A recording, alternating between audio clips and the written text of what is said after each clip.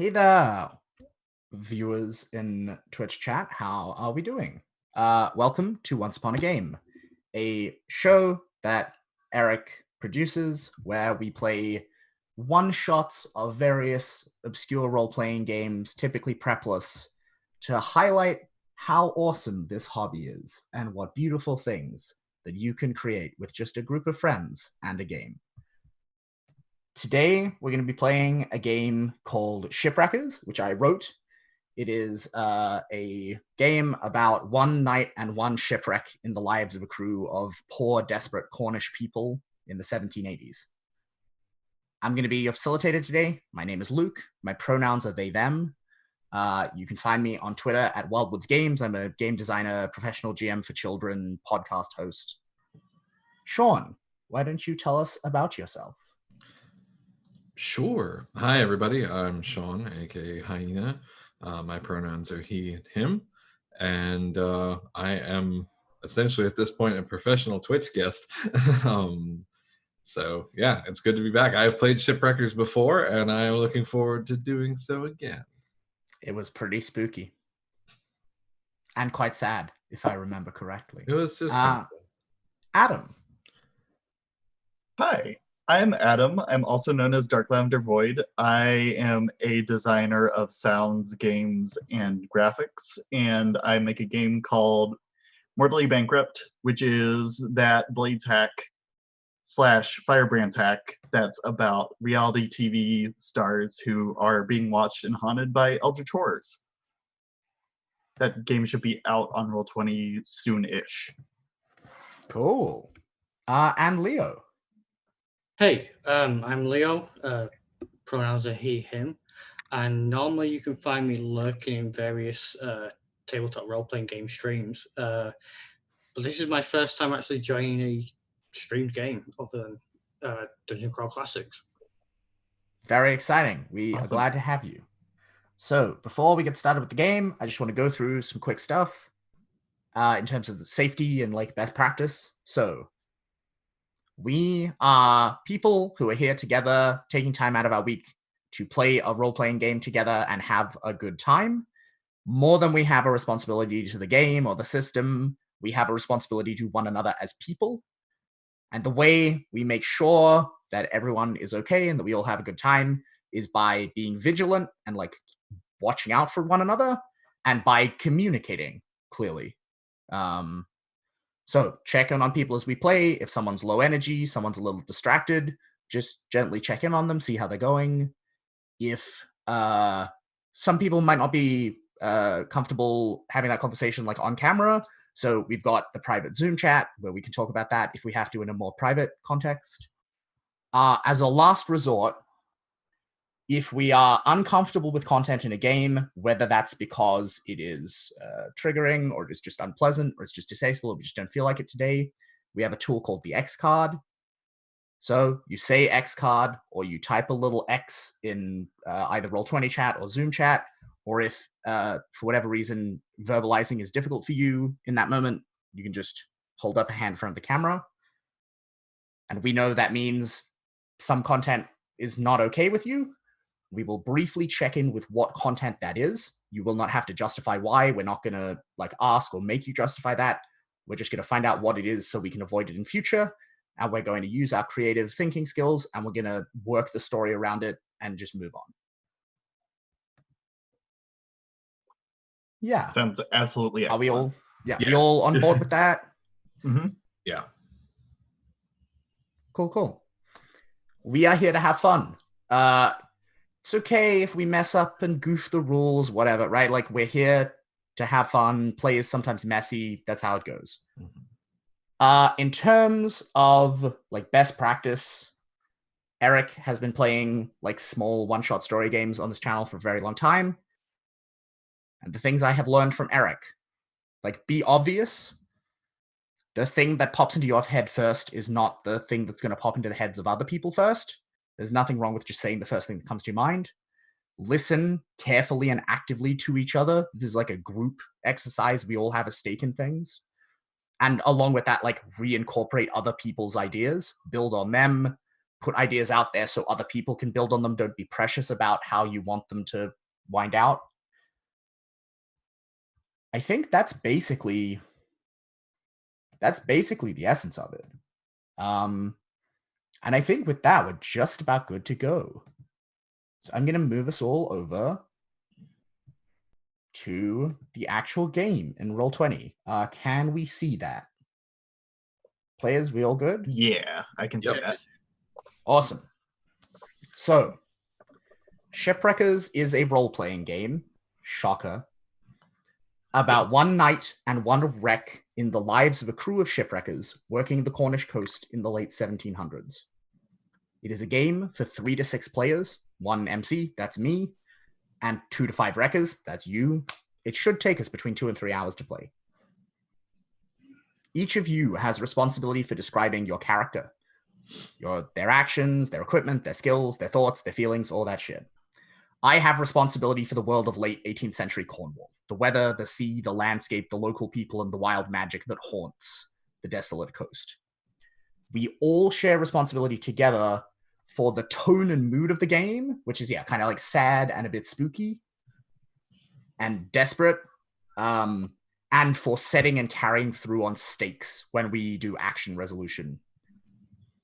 So, to begin with, you're going to need a crew, because this is a Blades hack. So in poverty-stricken Cornwall, there are many reasons one might turn to wrecking as a trade. What drives your crew?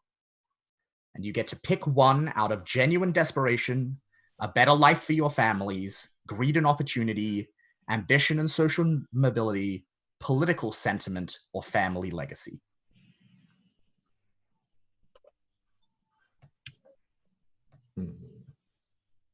Let me see which of these strike out at me first. A better life for our families sticks out for me. Yeah. Yeah, that was one that was sticking out to me too. I like that because it can be a genuine, like, good-hearted thing at the expense of others, or it could be still, hey, I'm doing these terrible things anyway because it's just really nice for my family. Mm-hmm. Yep. All right, cool. I think that's the quickest decision I've ever seen anyone make in this game. Good job, everyone. Yep. Yeah. We're going for the speed run today. Yeah. World I'm record. down. Yeah, world record. Can we get through it in an hour and a half and leave Eric with an hour and a half of empty programming? Let's do it. No, we can just look, we're going to Blades this year. We're going to try and do 2 scores today. So next we need to choose what holds you together. And you can choose one of these or 2. A loose agreement, bonds of blood, bonds of friendship, mutual reliance, need and desperation, past loyalty, shared faith, or shared history. The one that makes most sense for me, considering what drives our crew, is the mutual reliance one. Sure. Mm-hmm. Yeah, let's do that one. And how do we feel about choosing shared history as our second one? I feel pretty okay about that. I'd be okay with that, yeah. Okay, sounds good. Yeah, so that sounds like it's not just a case of like maybe you're not just like one family, but you are several who all going back generations have lived and worked in one place Mm-hmm. and have grown up together. Yeah, that's cool. All right, so it is up to you what kind of people make up your crew, how it is led, and if it has a name. So let's just talk about that briefly. Like, is your crew only men, only women? Like, it doesn't give a fuck about gender? Is it all young people? Is it all like the grizzled old people who can't really do any other job? Are you all Protestant? Are you all Catholic? Like, what's the demographic of the crew? Or is it just literally everyone in the family? Well, I don't have any like preferences as far as like gender or faith go. I don't really have any like interest in this horse one way or another at the moment. So if somebody else has something that's jumping out for them. I kind of like the idea of it being sort of like a family thing, but like very loose family, like extended family, like cousins and uncles don't have another trade. So whilst they all know each other and rely on each other, they might necessarily not know each other particularly well. It's better to keep it in the family than bring others in. So Mhm. all sorts. Is that what I'm getting? I think so. Right. Yeah. Made up of all sorts. Cool. How is it led? Does it have a leader? Is it just is it a total anarchic democracy? Is there does the oldest member lead it? Does the strongest member lead it? Is there a family who leads it traditionally? What's that picture look like? My first imagination is that it's sort of led by the oldest person in the group. Yeah, I'm kind of thinking that too. Yeah, like a traditional sort of like old school, like patriarchy. Yep. Led by the elder? Mhm. The eldest? Yeah, and is that, I suppose here's my question, is that active leadership? Or is that the oldest person in this entire net of families is in charge, but too old to actually go down and do the job anymore? What does that look like? Is this person going to be along on the mission, I suppose, is really my question. Ooh. I kind of feel like I like the idea that the person who's in charge can't do it anymore, actually. And, just sort of gives orders from on high, or in some, reasonably sized hovel that's slightly larger than the rest of ours. So like the most experienced, oldest wrecker tells you where to go and what to expect. Yeah, so Grandpappy is the one who's all right, everyone, it's it's a wrecking night. Here's what you should do. I'm way too old for this anymore. Yeah. It also And makes then- sense if he introduces new members to the crew. Oh, this is your cousin twice removed. Yeah, right. All right, I'm gonna call him Grandpappy. That's his name now. Because I'm into that. And yeah, does the crew have a name? Is it just maybe the family name? Is sounding like maybe what this is? I think so. Yeah. I don't think there's a crime family name. It's just the family name. I almost feel like we're a grouping of 3 different families who have different last names. So we're the such and so's, the such and so's, and the other such and so's. Sure. Yeah. I'm into that. All right, cool. We will let's leave that for a while, and we can then figure out Sure thing. what we want that name to be when we get to the naming section. Yeah. Perfect. Cool. So next, we need to create a local village or 2 and work out what the coast in between them, where the crew lives, is like. Villages might have names like Bodinick, Cadgwith, Feoc, Gwithian, Hollywell, Lancelos, Mevagizzy, Pentawin, Rinzi, and Trenaran. Are there any of these names that leap out to us as especially inspiring? I like Lancelos. Yep. Sure. All right, we got a strong vote for Lancelos. Let me just underline that for you. All right, and do we want to have a second? Oh, that line is very uneven. Do we want to have a second village, or do you all live kind of in a fairly remote part of the coast? That's a good question. I kind of like the remote part. This is people may be aware that they're not entirely on the level, but not because all the families look out for each other and sort of stonewall. It's difficult for anyone to Yeah, maybe we just hate Rinzi, or Okay, yeah. It's okay, you're from town or something like that. All right, so Rinzi is a bigger town further up the coast, but no one likes those stuck-up Rinzi people. Okay, cool. I can work with that. Stuck up city folk, and they consider us country bumpkins. Yeah, right. Cool. Yeah, and Lancelos, is it a port city, a port village? Is it on the water, or is it a little ways off the coast? Paint me a picture here. I don't, because it's a village and there's this larger rinse. I feel like it'd be a smaller port, but something like a fishing village compared to a trade port. Yeah, right. Yeah. Cool. So high cliffs on either side that shelter the nice. And it explain how they know about ships as well. Yeah, absolutely. Yeah, and I'm picturing then that like on one side or the other, like a little ways down the headland, there is like a smaller cove, and y'all's houses are built kind of somewhere around that, and that's how you've got access to the beach. Yeah, cool. Oh, whoops. Keep accidentally drawn on the map. Stay in the lines. And then finally, in a landscape as unforgiving as the Cornish coast, people are forced to know each other. When grudges last generations and paying your debts is a matter of pride, it is vital to know your neighbors. Who can be trusted, who has loose lips, who owes you help, and who will do you mischief if they can. And so if you look at this list of contacts here, you're going to mark 2 good contacts and 1 ill contact who may become a problem at some point.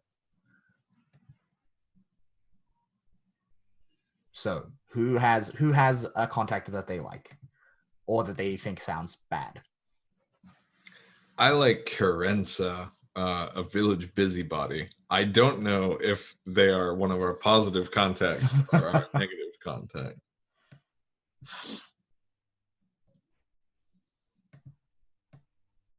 I kind of like the idea of Karantok or Karantok, however you pronounce it, the elderly scavenger. I just because of what we've spoke about, I feel like is that Grandpappy? Grandpappy's friend, but slightly younger, and he's still spry. Yeah, right. He's like just still in the game. Yeah. Nice. I like that. I like that too. That's a good idea. All right, so let's add Karen Talk, Uncle Karen Talk. I think you'll call him, even though he's not necessarily actually related. I have a vote. Okay. Or a thought to put out there. I want our village priest to be our ill contact. Ooh. Because we were like maybe like good Anglican people, and then just like over time we were just like slowly ousted. Like there were 2 people that were like thrown out of the church, and then like people that were brought in to like fill their positions, and then they were also outed, and then just like eventually just like rumor spread throughout our family, and we're just like all not in the church anymore. I like that. Yeah, right. Cool. Are you considering this like a new like younger priest, like new to the area, or is this like he's been here a while? Good question. Yeah, maybe younger. Yeah, right. Like a young firebrand. Idealist, yeah. So he's got no idea the way things should be, and he's like, yeah, no. right. Yeah, exactly. He doesn't know that around here, like, you know, shipwrecking is like a subsistence means of survival. He's like, no, that's sinful, and y'all shouldn't be doing that shit. Yeah. Yeah. Damn. All right. Yeah. Cool. And then that leaves, if everyone is cool with it, that sounds like it leaves Carenza as a good contact. Yes. The village busybody. I think that makes total sense. Yeah, who's like maybe a member of the family who married into, right, like a family in town, in the village.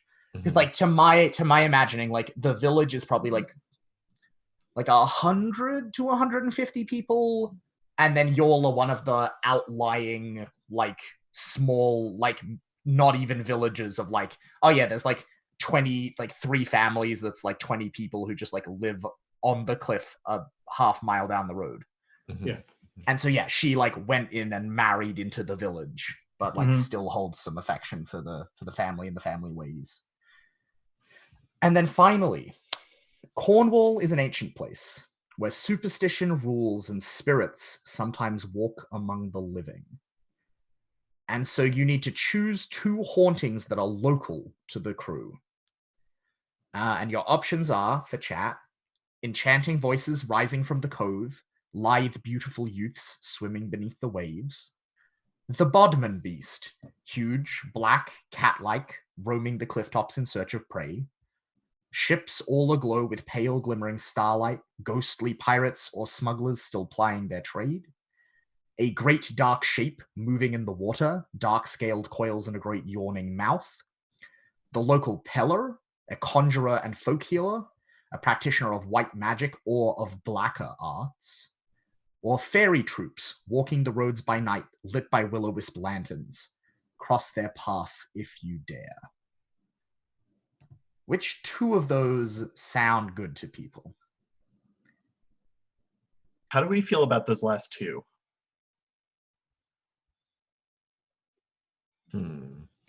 Our folk healer and our will-o'-the-wisps.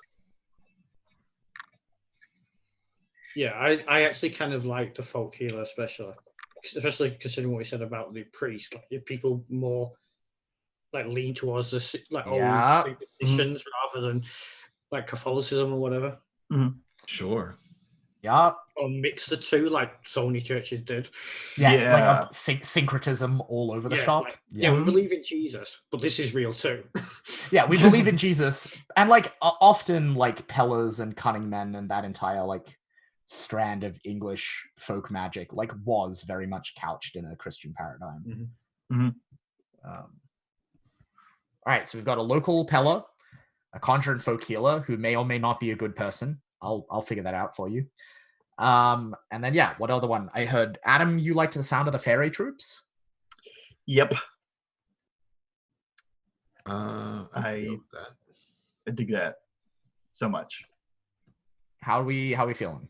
Yeah, I'm okay with that. Sean? It's hard to narrow it down to just two. I like it a lot.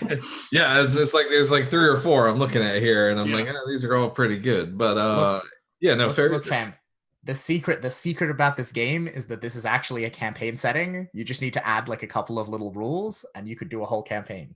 Take it home, play it with your friends. All right. Okay. So do we want to go with fairy troops? Are we happy with that? In the interest of keeping things. It was my idea, moving? so yes. Wonderful, Adam. I'm glad to hear. I have played before, so I will defer to the other. All right. Before we go to your characters, I'm just gonna ping on the map. Do you all see where I'm pinging? The list of names. I'd like us to pick 3 names off there to be the 3 family surnames, so we can give the crew a name. So that y'all can be like the Chestons, the Gerrans, and the Marauds, or like whatever the fuck we go with. So yeah, which 3 names do y'all like for the name of the crew? Petrock personally. All right, the Petrocks. Yeah, I think everyone gets to pick one. The Petrocks, Austell, the Austells, and the hard choice. I'm going to take one of the ones that you mentioned. I'm going to go with the Marauds. And the Marauds. I love it because it's got that like marauder thing going on. It's like, this was actually, to be honest, reading through lists of old Cornish names was one of the best parts of the writing process of this game. I just spent several hours going down a very deep rabbit hole. All right, I'm going to cross all those names off because now you can't name your characters that. But that's okay, because there's plenty of other names you can use. All right. And so now, I think it's time, right? We've got a crew. If we had a candle, we would light it. Imagine a little storm noise if you can. Thank you for the sound effect. It's lovely. Would someone like to volunteer to read the opening flavor text to set the scene?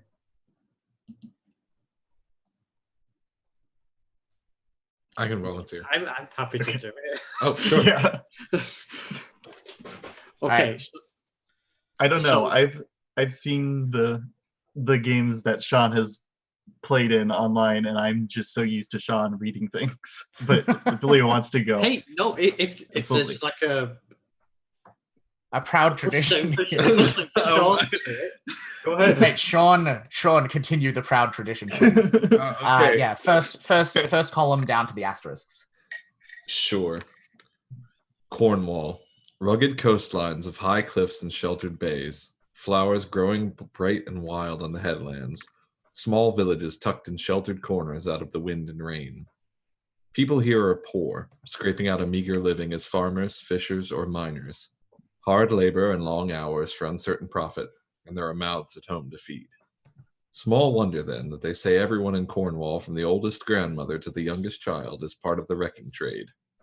So when the weather's mood shifts in an instant from sunlight to impenetrable fog, when storms scream between the Isles of Scilly and the mainland and drive the ocean to fury, when the tide and currents drag ships onto the sharp reefs that lurk beneath the waves and the wind drives them into the inhospitable Cornish coast, on such nights, daring folk gear up with axes and crowbars and pick their way down cliffside paths, braving the elements for plunder and salvage.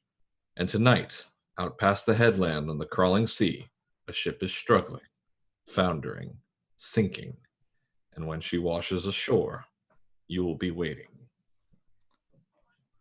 Sean, you really are good at that. See, I told you. Yeah, we should have a GoFundMe to get Sean a professional job reading things. I will fund the audiobook version of this. That's right. And now I have to write a whole novel. Fuck. All right, so I think we come in on a shot of the Cornish coast, like a long helicopter shot. The sky is like a dark, brooding, bruised, leaden slate gray overhead that's rapidly darkening towards like storm clouds. There's very little sunlight to be seen, even though it's like sunset, but like really, who can tell? Like a light rain is falling, a little bit of wind has started, and like worse is on its way. And then the cry goes up from Grandpappy. I think Grandpappy is a Petrock. Sure. And so Grandpappy Petrock, who like is in his usual chair by the window, this like old like window. There's no glass in it. It's just like a pair of wooden shutters and then like a hole in the house. And then I think there's a rolled up sailcloth overhead that will then get like rolled down and pinned in place when the rain starts. And he's peering out the window, and he can see further out at sea, and we see, as he sees it, like further out at sea, the storm has begun. It is sweeping towards you. Very soon it will hit now.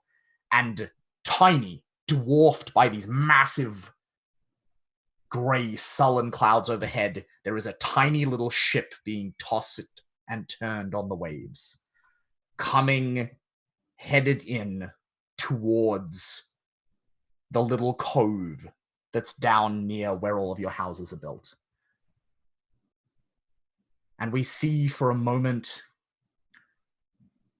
the ship cutting through the water, and we think for a moment that like the ship's gonna make it, and then we see it lifted by like a big swell of water, and it slams into a solitary rock that's standing up out of the water, and we almost feel the impact even at this great distance, and we know that like it is taking on water now. It is foundering. This ship is not long for the world. And so Grandpappy Petrock puts up the cry, "Wreck! Wreck out at sea!" And it's taken up by the others in the houses around, and then we get a really tightly cut series of shots of like indistinct hands that don't belong to anyone yet picking up objects, and indistinct feet having boots put on them, and like shoulders shrugging on coats, and hats being pulled down over people's eyes. And at this point, I think it's just about time to talk about your characters. So, first things first, everyone pick a name for your character. From the list? From the list, yeah. Okay. Q. Yep, it's a good one. Yep. Newlin. Cool. I think Garen sounds like a good name. Yep, and I will ask, are you happy if I just color code you according to your names in Roll20? Yep. Sounds good with me. Oh, okay. Yep, Sean's already a step ahead. Look, actually, underline yourselves. I'm not even going to do it. Okay. Oh, sorry, everyone. No, like, by I all am means, down take to that. do it. Yeah, take that labor away from me. Just underline your name so I know who the fuck you are. All right, and now next, so everyone's going to choose skills and virtues. So you get to pick 3. Born lucky, broad-backed, cautious and careful, drives a hard bargain, experienced wrecker, familiar with ships, former smuggler, good with their hands, ruthless, second sight, sharp-eyed, skilled swimmer, tough as nails, weatherproof, or well-liked. And you get 3 each. I know 2 of mine right now. All right. What are they? Lucky. Yeah. Lucky and former smuggler. Nice. And I'm probably going to go with familiar with ships as well. Yep. I mean, yeah, that makes sense. Makes sense. Well, I will not pick those 3 then. I was also thinking. Sorry. No, You it's got fine. Hipped at the post, Sean. No, it's all good. And Leo Q's pronouns are he, him? Yeah. Yep. Cool.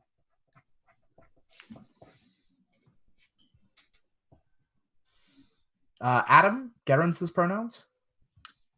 They, them, I think. Yep. Cool. And then Sean? Newland, she, her.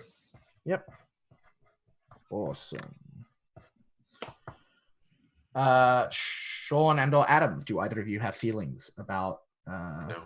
Oh, I see, Sean, that you're interested in sharp-eyed. Oh, I like this character, Sean. This is a good I character. like well-liked. Well-liked is a good one. It is. Right. A good way to survive your own crew. Yeah, exactly, right? So sharp-eyed drives a hard bargain. Cautious and careful. Yeah, a good combination, Sean. I hope you don't get in a fight. None of those are going to help you. Mm-hmm. Okay, and then broad-backed, weatherproof, and well-liked. Mhm. That's a nice set. Luke, since you wrote this game, what what connotation do you have in your mind when you think of a broad-backed person? Like strong, right? Like is Yeah. what I was aiming at. Like not necessarily even physically like very imposing, but like able to carry a great deal of weight and like very enduring and very strong. Perfect. Was my intention. That's good. I like yeah. that. Cool. All right. So all wreckers, we assume, carry the following. You've all got belt knives. You've all got access to rope. You've all got hatchets or pickaxes as you choose, and you're all in clothes warm enough that you're not going to freeze to death. Each of you then gets to carry one additional mundane thing. Perhaps a burglar's lantern, a cross or Bible, flint and tinder, a blade, lockpicks and chisels, maps of the coast, medical supplies, a pistol, a saw, brandy, sturdy shoes, or tobacco. And everyone gets to pick one. Oh, interesting. Mm-hmm. I went for the cross on the Bible right away. Yep. Classic Adam move. Mm-hmm. I'm going to hold off for the moment, just so I don't beat Sean again. No, what were you thinking about getting? No, it's okay. I don't have any strong feelings at all right now. I don't know.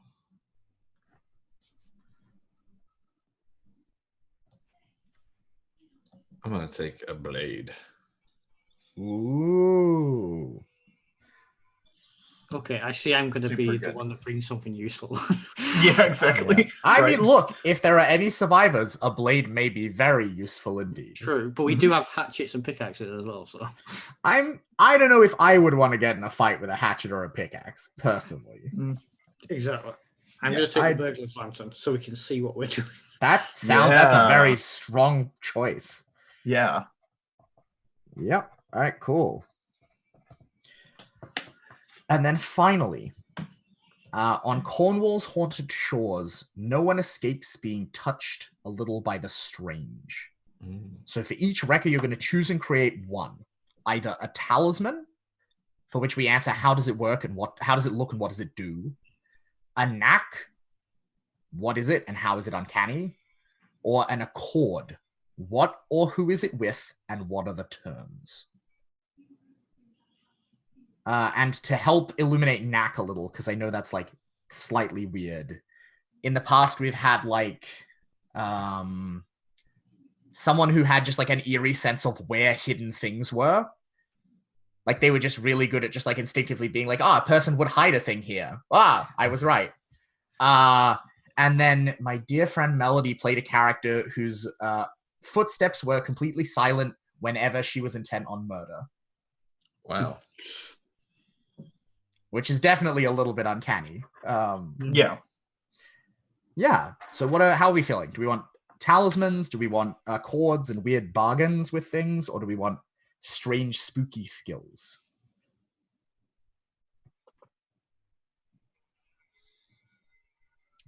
And we are picking one for all of us or picking one for each of us? You each get one. Okay. One Can we separate pick one. from separate types? So you each Okay, pick great. a category and then make a thing with it. Okay, then I have a very specific idea for my own. I have a knack, Okay. and that knack is speaking in tongues. Cool. How is it And useful? Instead of just being glossolalia, it's like okay. I actually can like speak other people's languages by just like with words coming out of my mouth. Cool. And I don't know quite how it works. It just that's suddenly spooky. I'm speaking Greek. That's spooky. Yeah, okay, yep. Speaks all languages. That's a knack, all right. Mm-hmm.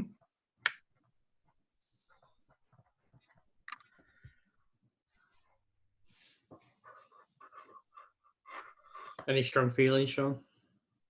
Not at the moment. I'm thinking. So go ahead if you got something. So, the accord. Yep. Is that specifically with people, or can it be with? It has to be with It has to be with a spooky thing. It Okay, can't. I know. It's not just like, oh yeah, me and the priest have a deal. It's like, no, me and like the weird mermaids out in the harbor, we have a deal. They gave me like beauty everlasting, in exchange I drown people or like whatever. Yeah, I know exactly. Okay. What it is then? Okay, hit me. I'm imagining Q as a man in his like late 30s, like a former sailor and a former smuggler, and he's seen some things at sea, and specifically there's something from his past, a specific event, which means he doesn't sail to other countries anymore. He doesn't go far from the coast, and that is part of the whole wrecking thing. That's how he relies on the wrecking. So his accord is, as long as he's provided for with ships to loot from, he will provide the things that lurk in the deep with a sacrifice. Yes. Yes. Ideal. With the murder. Strongly in favor. Awesome. Mm-hmm.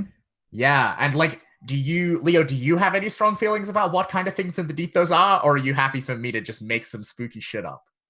I'm quite happy for you to make something up. Awesome. I was originally envisioning, I love H.P. Lovecraft's story. So like the deep ones, that sort of thing. But I'm open to pretty much anything. All right, I'm gonna think on that because like they might show up. You never know. Like anything's possible. All right. And then Sean. So I have a piece of frayed rope, which is a talisman. It is from the noose that my brother was hung with. And wow, okay.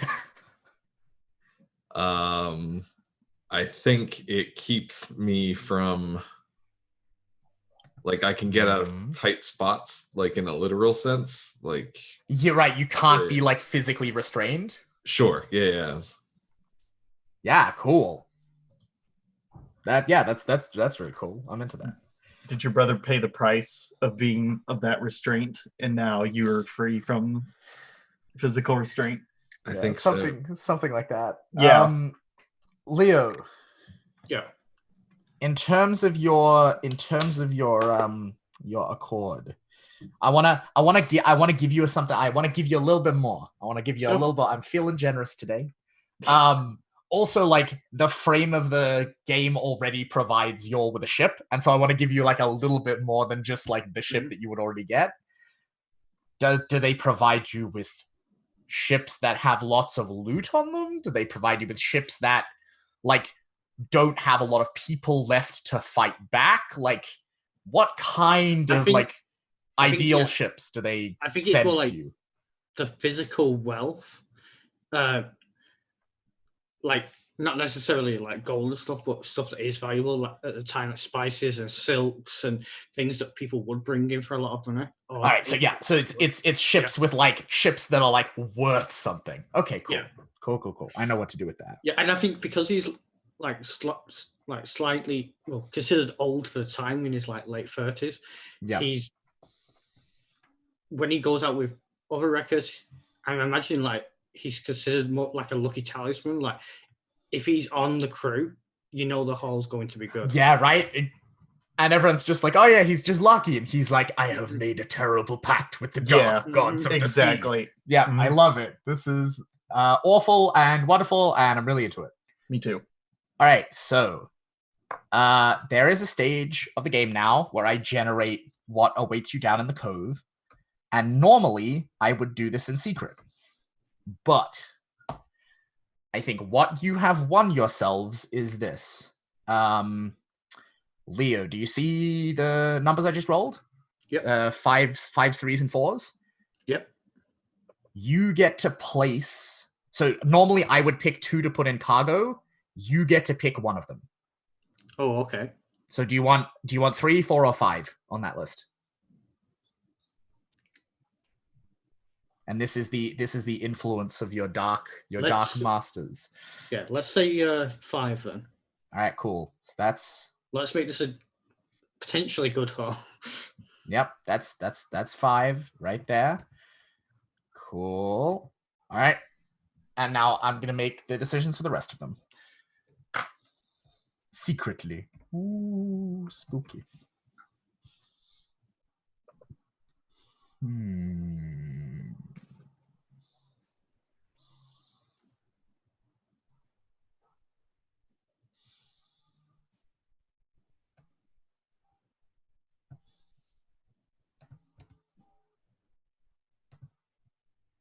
Oh, put that on the wrong layer. Everyone hang tight while I quickly move some dice around. It's okay. Talk among yourselves. Figure out who your characters are. In case you accidentally reveal all of the secrets, I can't see it because I have Zoom. Ah, very good. Yep. So I'm thinking my character, Garen's, is probably like pretty young. Like I'm thinking like maybe 16 to 20, somewhere in that range. Yeah, I kind of feel my character's on a similar level. Mm-hmm. Oh, Leo, you're muted. Realized as I started talking. Yeah, so I'm guessing my character's like one of the older members of the crew then. Yeah. Because you were mentioning how you were imagining your character as one of the older members of our wrecking crew, and I just wanted to pick an option that was like, oh yeah, you really are one of the older members of our crew and are seen that way because we're just youngsters. Cool. So if you're young though, are we saying that you guys have already done some wrecking, or is this your first time? I feel that Newland is on like the far end of like she's like 20, and I think she's done at least 1 or 2 other wrecking jobs before, and I think the first one, like it'd been a while, like because I think that first one is the reason that her brother got hung. Okay. Yep.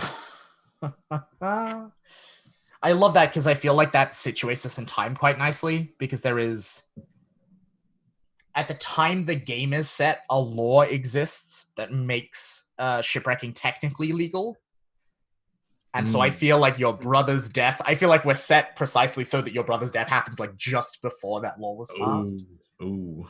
Yeah. Yeah. Little upsetting, but like, life's hard. Was the priest involved in like pointing him out to the law? Oh. That's exactly what I was thinking of too. So yeah. Probably. Mm-hmm. Oh. Yep. I hate that priest.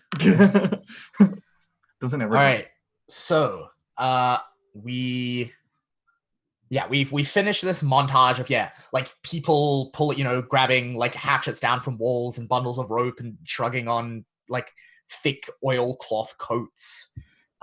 We see like a Bible like tucked away, a cross like tucked away in someone's shirt. We see a hand like grab a burglar's lantern and then like light it with a little taper from the fireplace. We see like a blade being checked in a scabbard and like super intense close up. And then we cut to like the outside, the like quote unquote like village square, by which I mean to say the central point that the doors on all like 5 houses in this tiny little community point to. And we see a shot of that, and we hear like a low roll of thunder, and then there's like a beat of silence, and then the sky just like opens up and water just like hammers down. And like the drumming on the roof is like so painful and loud that we like deliberately like can't hear any real like distinct conversation. Like we can hear voices inside saying something, but we can't make out what it is. And then we see, doors open and the 3 of you emerge out into this like driving, miserable rain. Thankfully, there's not too much wind tonight. But the rain is like our physical force, like beating down on you and forcing you to like look down and like hunch your shoulders against it. And we follow you down like a sideways path down from the village. And then there is the beginnings next to like an old bent wizened thorn tree. There is the beginnings of a path that leads down the cliffs into this cove that the ship is headed for. And we see you like one by one as you go down, huddled close to the rock. The rain, like hammering against you, so you're like huddling a little bit into the incline. And let's introduce ourselves. So I'm going to get you to go around and talk about your character, their look, their behavior, and like their mood, how they're feeling this particular night. So, who's in the lead, right? I assume it's going to be me then with a lantern. I was thinking that too. Yeah, I guess that seems legit. Yep. Yeah, so in the pool of light of this lantern, what do we see? Then Q is, let's say, a man in his late 30s, sort of like weather beaten from, like, as a former sailor, he spent a lot of time out in the open ocean. And he's wearing, like you say, like an oiled like canvas coat. And he's got a coil of rope over one shoulder, like wound about him. And fingerless gloves, like knitted fingerless gloves, and a woolen cap pulled down. He's got like a short black beard, like when someone's getting old and they start getting like single white hairs in the beard. And though we can't see it, people that are familiar with him probably knows he has like traditional sailor tattoos. He has like an anchor on one arm and like a swallow on his hand, and I think he probably has like really pale grey eyes that are almost like indistinguishable from the whites. And to him, he's kind of uneasy. He's like sort of like grim and businesslike at the minute, because any kind of storm is bad news at sea. And I think his pact is sort of an uneasy one. He realized how dangerous they are, so he's kind of cautious about the whole thing. Not a good omen, right? Mm-hmm. Yeah, and so we get like a reverse shot from around a steep bend in this like narrow cliffside path of like we see your hand like grab something as you like come around the corner, and there's like a distant flash of lightning, and we see this tattoo on your hand. and then we see your face in like really intense close up, and we see your eyes and your beard, and then you move past the camera. Who do we see following behind? Could be me. I think Garen's is not bothered at all by this Yeah. by this wretched weather because I'm weatherproof. So instead of like huddling and moving over to the side of the road, they're busy trying to like pull their wet hair back and like reclining their head backward to like feel the rain on their face, and kind of like does like a full body shiver, but not out of like the cold, but out of like excitement because this is their first wreck. Yeah. And then following up behind is, I believe, the youngest member of our crew, Newland. Oh, I think I'm older than. Oh, you're Yeah, older? I think Alright, I so think I'm the youngest. You're like teenage? Like 20, I think. All right. All right. Yeah. All right. Newland then. So yeah, she is. I think she is a bit tan. She spends time out, or I guess not. It's not like super sunny all the time in Cornwall. So, I think she does spend a lot of time outside though. She like watches the cliffs and stares out at the ocean a lot. She is somewhat underfed, like as are we all, and freckled with kind of messy brown hair and like these pale green eyes. And she is not having a great time in this weather. But she's staying focused and following Q, like keeping an eye on the lantern so that she does not get lost as they wind their way down. And yeah, I think she's got like the bundle of, or the little bit of frayed rope is like tied as a bracelet around her wrist. And yeah, that's that. Yeah, and so I think you all come around this corner, and at this point, like the path widens slightly. It's now like a meter wide rather than just like a really narrow, like 2-foot ledge. And as you come around the corner, you can now see down into the cove properly. Or rather, you can see down into the lack of cove. Like this cove is not like, it's a very, very shallow incline out to sea, and then just like not really much of a beach, just like steep cliffs. Ooh. And often on nights like these, indeed as it is tonight, like it is swamped. Like the whole thing just goes underwater. Often, like usually not too deep, like maybe like a foot and a half, maybe 2 feet of standing water. But like, nonetheless, like a perilous place to stand. And you can see, yeah, like right up, like, bare meters away from kissing the rocks, this ship has like been flung up, has dragged itself up the pebble beach, and is just like tilted slightly to one side and just lying there. There's no lights. You don't think see any motion or any movement. It's just like, yeah, there, and like slowly like tilting as the water moves around it and comes in and out. So, once on the sands of the cove, let's just talk about how this game works for a moment. Once on the sands of the cove, you must wade out to the wreck, deal with any survivors, plunder what you can, and get it all away for sale or keeping. You play until your plunder is hidden or sold on, and you are safely inside out of the storm. Good luck. So, Excellent. What do you want to do?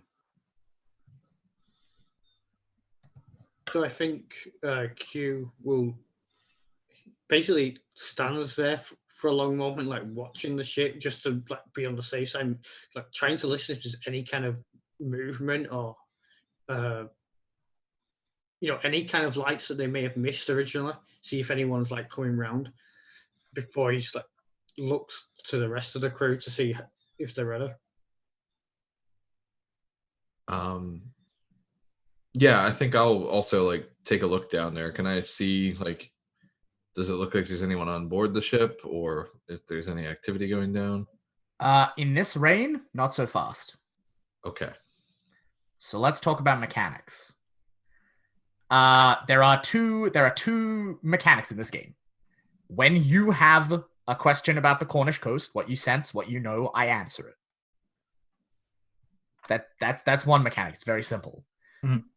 When a wrecker tries something in defiance of my coastline, it's people, it's weather, it's terrain, it's ghosts, I get to stop you and say not so fast.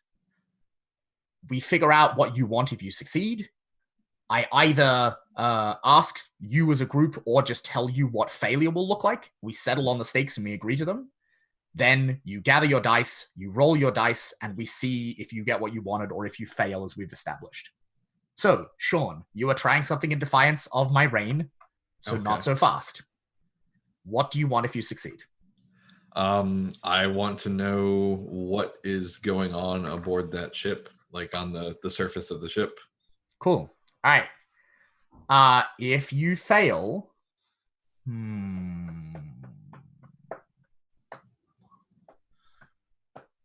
if you fail, I will still tell you, but I will I will like introduce a secret that would not otherwise have been, like, I will make an additional bad thing happen that hadn't already been planned. Very well. Like, you fail to spot something, and that something is something I'll just make up. Are we happy with that? Sure. Is everyone on board? That sound fair? Yep. Mm-hmm. So, you gather your dice. You start with 1 die for bravery and desperation. If your life or sanity was directly at stake, which it isn't, you would get another die. Then, add +1 die if a skill or virtue helps. Do you have a skill or virtue that will help you? I am sharp-eyed. Yes, you are. That's 2 dice. If you have the right gear, you would add +1 die. I don't think you do. Does the lantern help? The lantern's not your gear, but also I think more importantly, like, I think you all are just too far away. Like, if you were on deck, yes, but I think it's too far away. The task is not nigh impossible for any human, so you don't lose a die.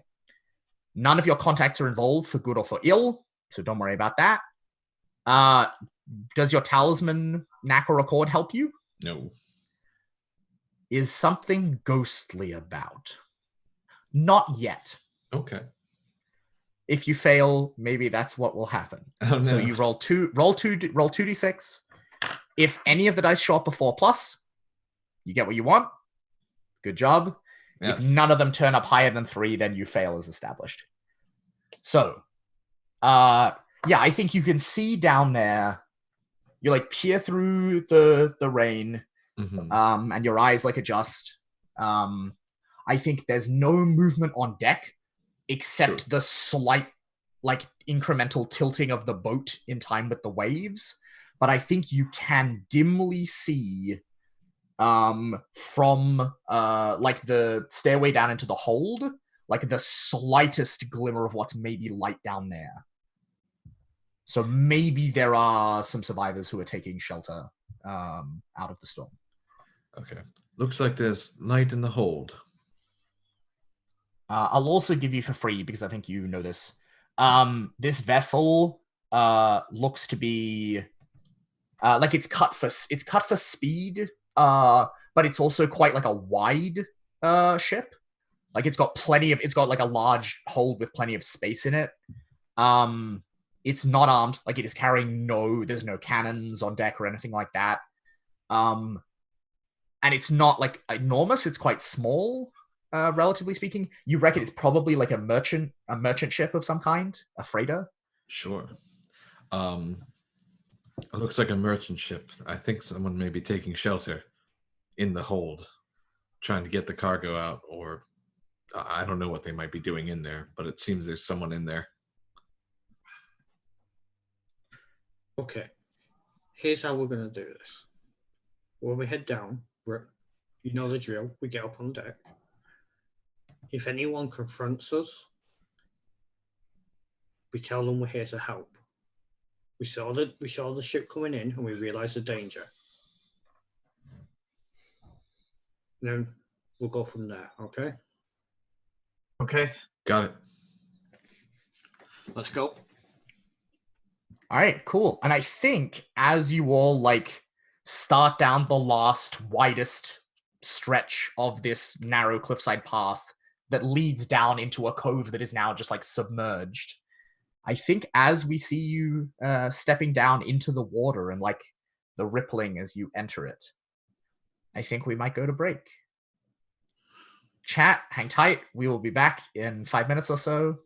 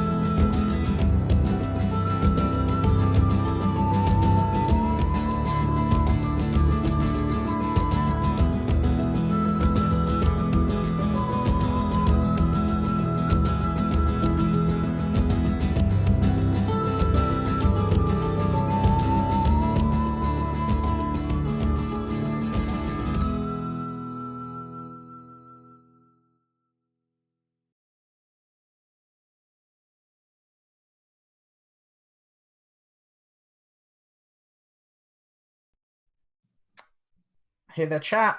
We're back. And I believe where we left off was with Q setting foot in the, like, submerged little bay. His foot, like, plunging down through 1.5 feet of water before, like, sinking into the pebbles. And, like, a little, like, eerie added in post CGI, like, ripple effect spreading out from where his foot touched the water. Just, like, for no reason at all. And I think Q, like, immediately you feel it, right? Like, not anything spooky, just like the water like tugging at you. But like it's it's only up to like your shin, your knees. Mm-hmm. It's not that strong a current. Like it tugs at you, but you brace yourself against the wall, and all is well. And then a wave rides in. Like a big fuck off, like 2 meter tall wave. Okay.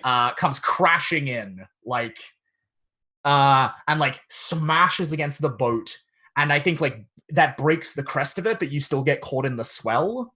Mm-hmm. And I feel like it's going to just like, I mean, what do you do, right? Like, attempt to brace yourself, I guess. All right, attempt to brace yourself and just like not be moved. Not so fast, right? Like. Mm-hmm. Yeah, I think. What do you want? And like, there's a little bit of elasticity in this. Like, if you want to be like, I want to like make my way successfully into the lee of the boat without getting knocked over, like that is a valid intent to have. We can like zoom this out to cover like your whole journey through the water, not just this one moment. Yeah, I think probably trying to like angle himself to use the boat as some sort of cover to take the worst of it. Basically, he wants to make his way to the boat and hopefully climb onto it. Yeah. All right. Yeah, I think for this role, I think let's say like get over like into the shelter of the boat, where like the waves will not be a problem anymore. I think that's like a reasonable scope of this. If you fail, like you will be smashed, like you will be dashed against the rocks, and it will fuck you up pretty badly. But like it's not going to kill you. I'm not putting that on the table yet, but like you will probably break a thing that is important. So you start with 1 die for bravery and desperation. Your life isn't directly at stake. Do you have a skill or a virtue that would help you? Lucky. Yeah, or maybe familiar with ships. I think lucky is more likely to be helpful here. Or even like honestly former smuggler. Like I don't know about anyone else's picture of smuggling work, but like in my mind it involves a lot of like pulling up most of the way onto a shore in the middle of the night and like standing waist high in water ferrying goods off a smuggling ship. Quickly, quietly, without. Yeah, like that's how I imagine smuggling happens. I don't know, maybe I'm wrong, but like yeah, I think like you've definitely got a relevant skill or virtue. Okay. Does your gear help you with this? Let's see. How deep is the water currently? Like, how deep is it going to get if I'm making my way out there? Like the boat is like basically most of the way up the beach. It's just like a ways out from the side of the cliffs you've come up on. Then how about using the pickaxe like a walking stick, but able to dig it into the sand under the water to like steady man? Yep, that sounds valid. That's 3 dice. None of your contacts are involved. Nope. Would your talisman knack record help you? I suppose that depends on just how active they are. Yeah, but also like the terms of the accord aren't really about this kind of thing. I don't think it helps you. Not, actually, it's not going to be for the mundane. Yeah, I don't think it's going to help you, but also I don't think anything ghostly is about. So you're just at 3 dice. Okay. Oh, there we go. Nice. Well, yeah. So you manage to like brace yourself. You shove the pickaxe deep, and because this is pebble rather than sand, like it's much easier to drive it like deep enough in to use it as a bit of an anchor. And like every time there's a wave coming, you like replant it and brace yourself, and then shuffle along in the lull between the waves, and then plant it again. And you make your way over into the shelter at the lee of the ship. And the other 2 back, like at the very foot of this path, with the water like lapping at their feet, can see just the beacon of this burglar's lantern, just like one directional beam of light coming out from the shadow cast by the ship. Because he's holding the pickaxe, he's probably got like the actual lantern like clenched in his teeth, like the handle of it, to keep it above the water as well. Yeah, I think the water here is still like only like a little above your knees. Like the ship is fairly far in. It's just far out from y'all as well. Gerrans and Newland, what's the plan? I think if I tie a rope around you, Gerrans, and you get out there, if something happens, I can try and pull you back. And if you make it out there, you can keep me from slipping away on my way out there. Absolutely. Sounds like a plan. And I give you my Bible to keep dry. If you're staying on land to like keep me like stable. Sure. Yeah. Or to keep me from getting like washed sideways. Yeah. Mm-hmm. All right. I take your Bible. Thank you. Yeah, nice. But not so fast. Excellent. The Bible is a bomb. Aha! No. All right. Let's talk about this plan. Who is rolling? Because it sounds like the intent here is that the plan gets both of you across safely. Like the plan encapsulates all of that. Oh yeah. Yeah. I feel that's my goal. That would be my intent. Okay. So Sean, does that mean that you are the one who is rolling? I guess it does. Cool. Age before beauty. If you fail.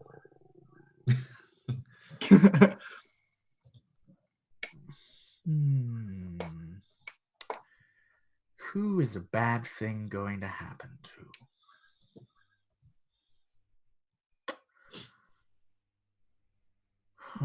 The priest back in town. Yeah, he's struck with a homicidal urge to purge your families from them. No. That's a bad thing. I think what it is if you fail, the physics of this plan are like bad ones, right? Because like you're like playing out a rope as sideward pressure is applied. It's not actually necessarily going to do a huge amount to help. And I think if you fail, like we see that as poor Gerrans is like slammed into the rocks and like again like is hurt pretty fucking badly. Mm-hmm. So, yes, are we happy? We think that's reasonable. We don't want to negotiate at all. Great. Yeah. All right. So 1 die for bravery and desperation. Yes. Like no one's life and sanity are at stake. Do you have a skill or virtue that's helpful? I am cautious and careful, and I have decided to try and be cautious about not running out there. I'm dubious. Table, how do we feel? I would say, if the character's cautious and careful, I'm assuming as well that they've watched a more experienced wrecker try to get across and would try to emulate that. That's a good point. All right, take 1. That's fair. Excellent. Do you have the right gear? Yes, you've got rope and you're using it. No contracts involved. Does either of your talisman knack or record help? No, not mine. But there's no ill contact in your way. There's no ghostly shit going on here. 3d6, Sean. Okay. That's good. It was a close one. Yeah, and so I think, we watch as like, Gerrans like wades out and like braces themselves against the rush of the water with the rope as a kind of backup measure. And the two of you make your way out. The Bible doesn't even get wet. And you make your way into the lee of the ship. And I think, Q, you've already, like, worked out the logistics of how best, like, which of the handrail, like, the rails around the ship is the best one to, like, tie a rope to and, like, climb up onto deck. Yeah. And, I think, just so that our mental image is clear, like, if the cliffs of if the cove is here, the ship is pointed, like, nose, like, at the wall. Like, it went in fairly straight and clean. It didn't, like, tilt to the side or anything. And is the hull intact? It's not, like, damaged or anything? Are you like venturing out around the to get a no. look at the side of the ship to see? No, I'm not going to risk that. I was just wondering if I'd seen it on the way in. Yeah. So I think on the side of the ship that you saw, I don't think it didn't look like it, but I think Grandpappy probably did mention to you that he saw it strike one of the There's these little pillars of rock that Okay. You know that black hexagonal basalt that the Giant's Causeway in Ireland is made up of? Yeah, that kind of rock. There's a couple of tooths of it that just stick out of the water a little ways out of the harbor and the cliffs. And I think Grandpappy says he saw it hit one of them. So maybe it's hold. I don't know. Mm-hmm. Okay. And are we all ready to climb up, or have we got on deck, or? Yeah, I think you guys are in position to make the climb, and I feel I'm not gonna stop you. I think you make it up fine. We get a sequence of the rope is thrown up, and someone probably has to climb without the rope to then affix the rope for the other two. Mm-hmm. I'm feeling it's probably Q who makes the first climb, but it makes I'm sense. not strongly attached to that. So. Yeah, and you've made it onto the deck of the ship, and it's not like I said, it's not a huge ship, but it's a ship, not a boat, right? So it's probably 15 meters from end to end. There's the captain's cabins at one end, and then down roughly in the middle of the deck is this slight, the thing where the slight up thing, and then it's got the doors, and then you go down and the hold that thing. Oh, yeah. I don't know the ship words for it. I don't either. The ship door that goes into the hold. There's one of those, and the doors are flung open and flapping slightly in a weak breeze. And I think from this close you can definitely see there's light down there. Okay, and one more question, just in case it comes up later. Yeah, absolutely. The lantern I'm carrying, is it a bullseye lantern or a hooded lantern? I am picturing one of those adjustable, hooded lanterns where you can control how much of the whether it's just a beam or whether it's a half. Yeah, that'd be a bullseye then. Hooded, bullseye lantern. One that only directs the beam downwards, so it doesn't. Oh, I think it is a bullseye lantern, but if you would prefer it to be a hooded lantern, I'm okay with that. Bullseye's fine with me. So you can control the amount of light. Yeah. So fine. Yeah. So what do you? Yeah, you're standing up on the deck of the ship. You can see no sign of that's not true. Tangled in the rigging, hanging from an ankle and a leg, and waving in the wind in such a way as to make it clear that that joint is kind of dislocated. And with his neck at a funny angle is a sailor, who presumably when it hit the rock, fell. Is he making any kind of noise? Nope. And his neck is at a angle. Uh-huh. Yeah, and he's just dangling, swinging slightly in the wind, and his cold, his dead, staring glassy eyes are just gazing accusingly at all of you. Oh, I think I grab my wrist and just fiddle with the bracelet. Yeah. Yeah, Garance, how do you feel about this, right? It's this is your first recognition. Have you ever seen a dead person before? Like this, right? Not a relative being buried. That's yeah. Yeah, that's what's so disturbing about it, is because it's not like an animal being hung from a tree to drain the blood out. It's not it's not relative being buried. It's a person who's being dangled haphazardly. Yeah, there's no intentionality about this. It's just a life, just and all of a sudden there's not a life anymore. Yeah, exactly. And then I'm worried about Newland, and since I'm out here for my first time, one of my main concerns is that I don't ask too many questions, because I'm trying to I'm normally Garen's is a chatterbox kind of, but I have tried really hard not to say too much, except for things yep, I'm ready to go. When questions are asked of me, I answer them, but I'm trying not to be the youngster who's asking too many questions, because trying not to be a youngster. Yep. you envision wrecking the light. Yeah. Cool. Yeah. And so I think, as I said, like, other than this, like, swinging dead sailor, and yeah, I think a little ways on, like, the opposite side of the boat from him, a bunch of the railing has just been, like, has been broken, as though, like a person or, like, something heavier than a person, like, hit it and, like, broke through it. Yeah. Like, it looks like most of the crew, like, was lost as it came in. But yeah, you can see this, like, very, very faint light coming up from the hold, which seems to be, like, empty. There's no light coming from it. The captain's cabin. What do you do? How many crew would I normally expect a ship like this to have? Like, she's not the biggest ship in the world. And, like, also, I just, like, out of character, like, I'm not a ship expert. I'm just gonna make up a number that sounds right because it's a fucking role-playing game. Fine. I reckon, like, in terms of, like, sailors, probably, like, 12 to keep this thing running. And then there would have been, right, like, the captain and, like, the first mate. And then, like, depending on what kind of merchants they were, like, they might have had a passenger or two if they had some spare room in the hold. Mm-hmm. Yeah. Okay. A bunch of workers. Yeah. Yeah.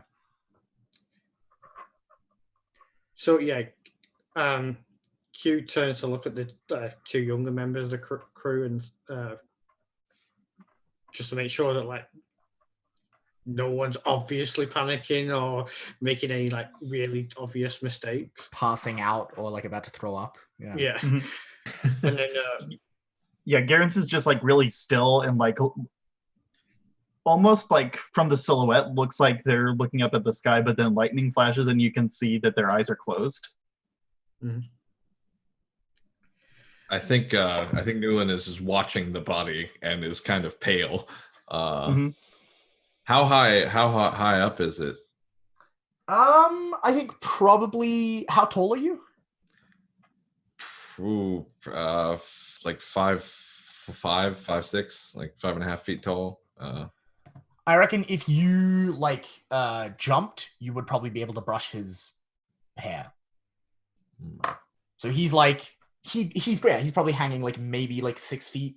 Like, his head is about 6 feet off the ground. Sure. And so the tangle of rope around his ankle would be like 11 or 12. Oh, so he's upside down? Yeah, he's hanging from his ankle. Yeah. It's like some classic fucking, like, hanged man iconography for anyone out there in their audience who's a tarot fan. Mm-hmm. Yeah. But yeah, I guess Q would, like, turn when he sees, like, Newland staring and just stays, like, really quietly and firmly focused. Newland.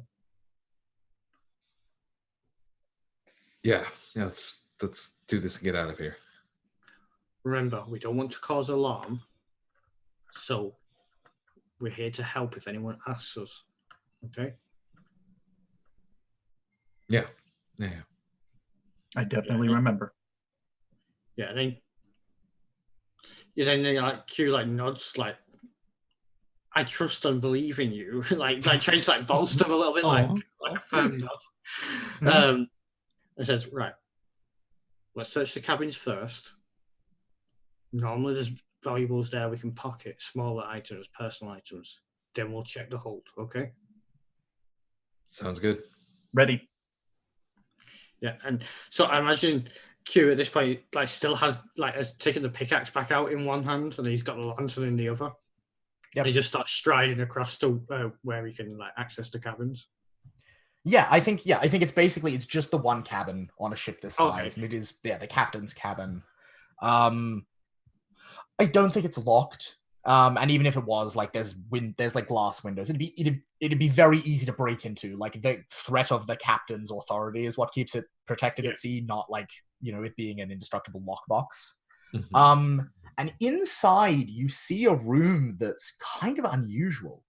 Q, especially for you, right? Like, like, people tend to live very simply at sea. Right? Like, Right. Like the tendency is to like, you don't have a lot of shit, you don't decorate a lot because like, the rocking of the sea makes it all kind of impractical. But Yeah. this room is kind of like a bit like ramshackle and like cluttered. Like there's all the things you'd expect. Like there's a table with some like a bundle of maps and a set of like what you would expect a set of writing implements, and they're not on the table, and then your eyes trail down and you see them next to the table where they landed on the floor. And from out of this closed like leather case, like a pool of black ink spilling from where the bottle clearly broke. Yeah. There's like a little like a berth, a little like uncomfortable rickety looking bed, but it's got like a cushion and like quite a nice blanket. Yeah. There's a little chest of drawers like that's part of the wall where things are kept. But then there's also like on the floor queue, like next to you as you come in, there's like a small wooden horse. Okay. Like, maybe yay high and like yay low, right? Like just like a simple but like, like very like well done carving of like a wooden horse with like a little mane. Okay. And like next to the bed there is, and like the bed is wider than you would expect the berth to have been made. Yeah. Like it's clearly been custom made to have like an extra 1.5 feet of space. And at the table, in addition to the regular chair, there's like a higher chair, like a weirdly high chair that like has probably like an extra 6 inches added onto the legs of it so that like the seat is a little higher off the ground. Yeah. Okay. Yeah, I imagine like as like we like crowd into the entrance, Q like opens up the lantern a little bit more so there's a little bit more light, and just turns and like without looking holds it out to whoever's closest behind him and says, take a look through the drawers, try and find the captain's ledger, see what kind of what they're carrying in the hold, and how many crew, and if they've got any crew or passengers, and manifest. And then when he says that, he like, turns away and he goes to stand by the door, like just in case someone should come. Yep. You're good with books, Garens. I am. Should I be worried about anything being like... Well, Garens is worried about something being stuck to itself, like from like warped wood or whatever, so they've got their pickaxe out already and trying to like ready to pry something if needs be. Yeah, I think in here like there's like it hasn't gone underwater. There's no real water damage. Yeah, Gotcha. you rifle through the chest of drawers, and yeah, like there's clothes, and for every like couple of pieces of clothing in an adult size, there is like a smaller like matching pair in like a size made for a child. Of probably you'd estimate like, I mean, child is a little unfair, like like 10 to 12, like just starting to become like a teenager. Sure. And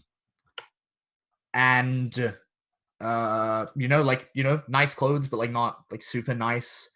I think you pull open one of the drawers and there's like a little metal box with a padlock on it, and I think in the next one over there's like a ledger.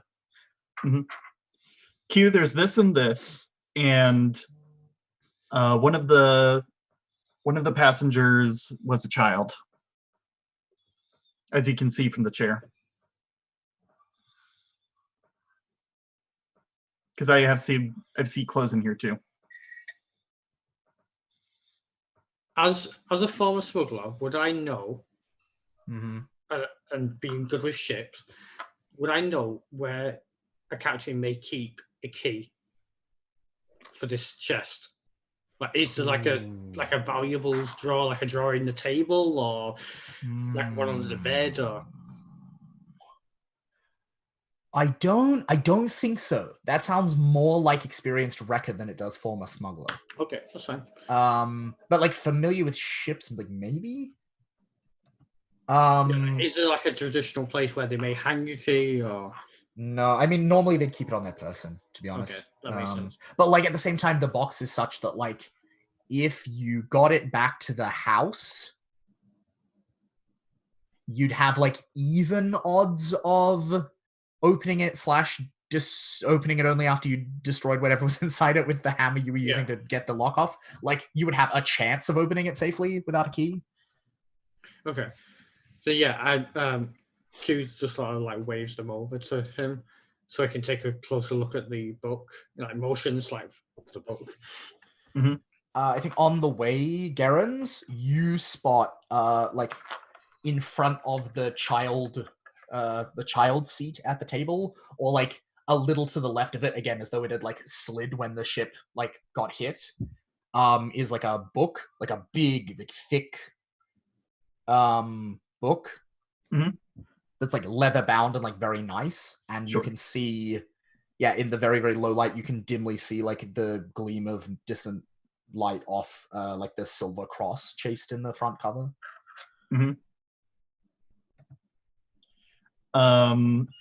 So I hand the ledger off to Q, and I'm going to go back there to presumably what's the Bible, and it's a Bible. I'm going to look through it and see what like sort of translation it is. I think it's really, really thick, and it's only some of the books, right? Like it's excerpted. It's got like Genesis, it's got Exodus, it's got Matthew, Mark, Luke, and John.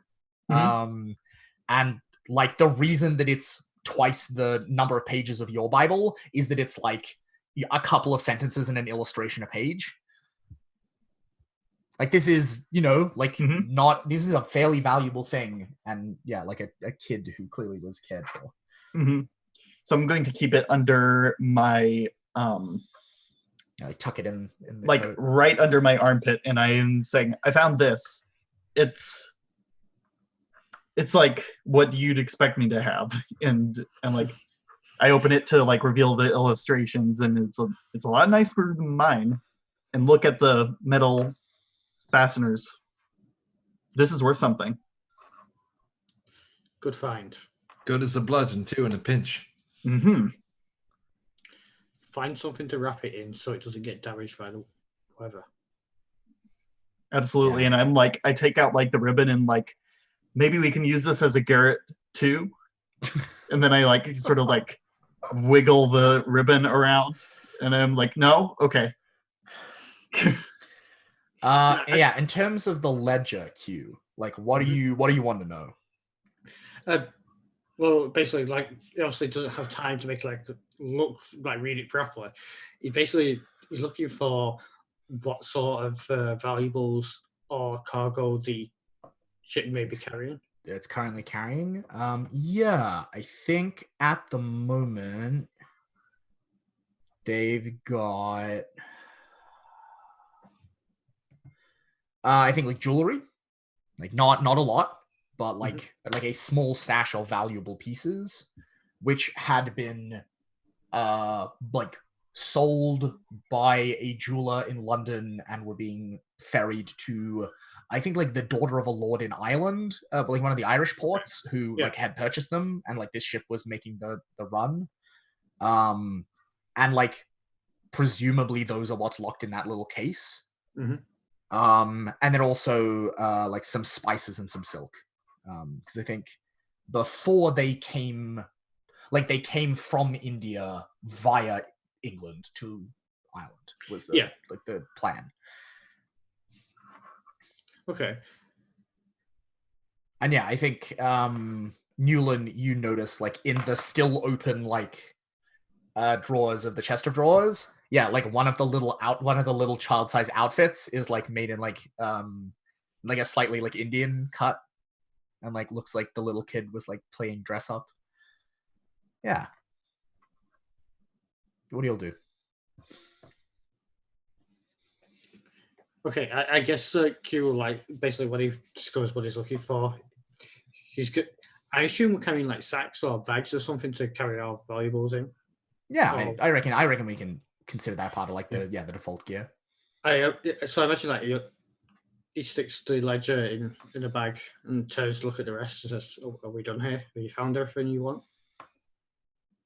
Yeah, I think looks like this might be a good haul from what you say. Are these clothes valuable? Garen says. what's it appear to be made out of? Or what kind of dye is used? Because that. Yeah, I don't think it's made of silk, right? Like these people aren't that wealthy, but I think like it's a fine quality of like linen or cotton. Oh, okay. Then like you'll just like sort of nod, like, yeah. Might as well. I can carry it. Oh, someone grab that horse as well. We can give it to the children. Sure, I'll grab the horse. Yeah, and I think as you like kneel down to grab it, like again in this like very very like pale watery moonlight, like what very little is making it through the heavy rain outside, you can just see the like light through the window is cast on the floor in front of you, and there's just this like moving across the light. Yeah.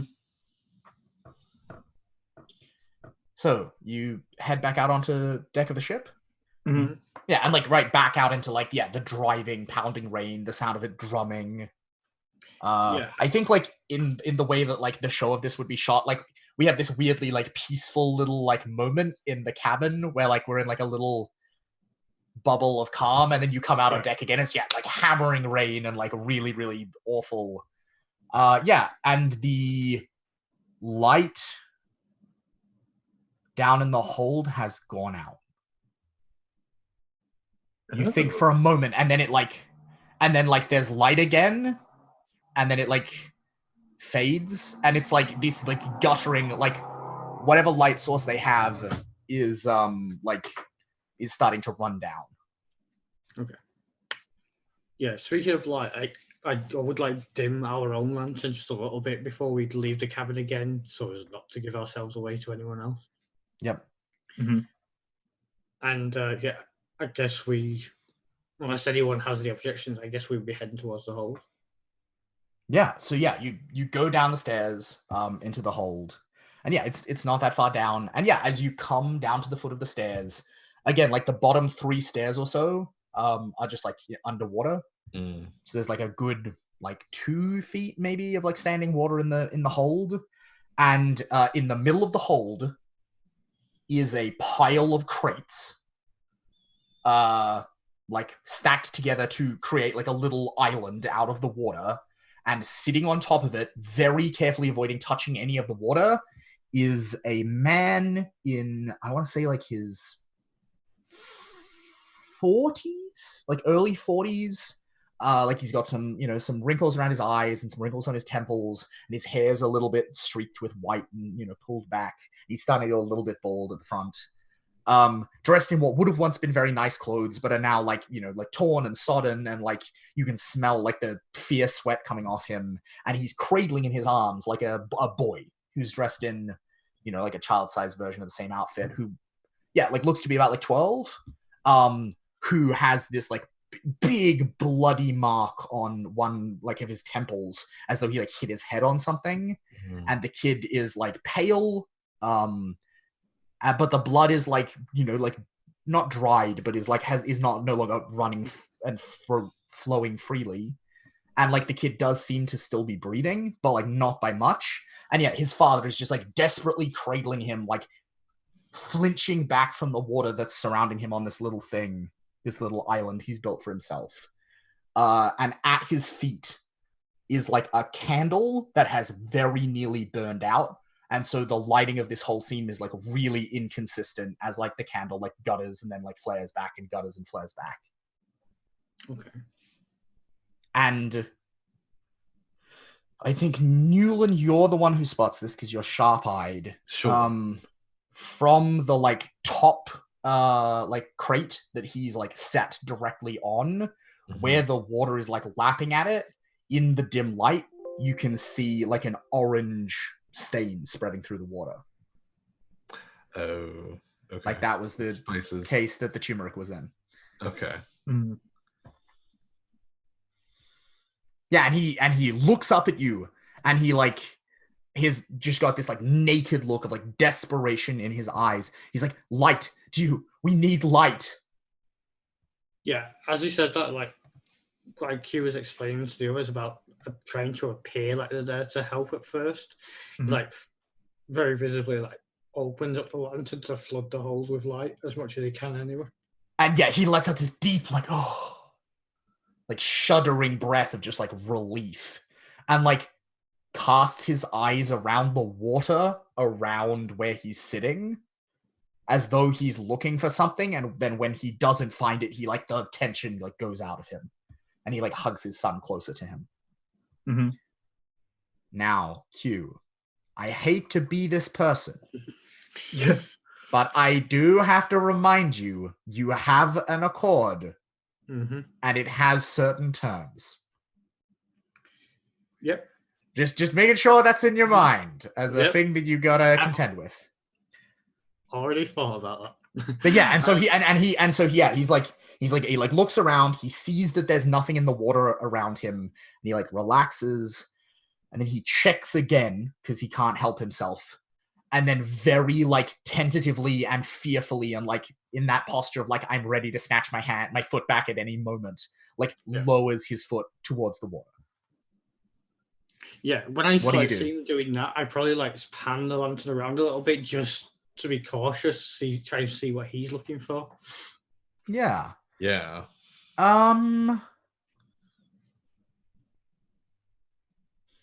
Not so fast. Let's so what's your intent? Basically, I say he does have Q has this accord, but he's Mhm. aware that it's like all the power is on their side.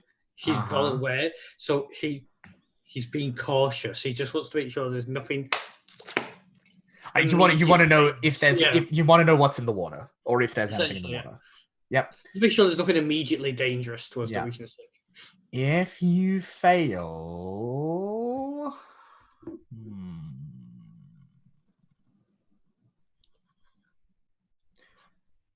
oh yes. If you fail, you'll miscalculated your oil levels. Okay. And like while he's like still in the water and you're still down here, the lantern goes out. Okay. Is that reasonable? Are we happy to agree on that? Yes. That I don't sounds super good. All right. So you start with 1 die for bravery and desperation. Your life or sanity is not directly at stake yet. Yeah. Do you have a skill or virtue that would help you? Lucky? Yes. Do you have the right gear? Yes, you got the lantern. Nothing about contacts. Does your talisman, accord, or knack help? Yes. Yeah. So that's how many dice? 4, yeah? Powerful. Or terrible, depending on how I roll. Yeah, We'll right. see. This is the bit where we Oh. no, we scrape by. Mhm. Yeah, so like as you're playing the lantern about, and he like I think he like snaps a little. He's like, no, just keep it still, and you like pull it back so that it's like lighting the water like directly in front of him. He's very well lit, and I think you glimpse in the shadow, like the back part of the hold where the lantern doesn't reach.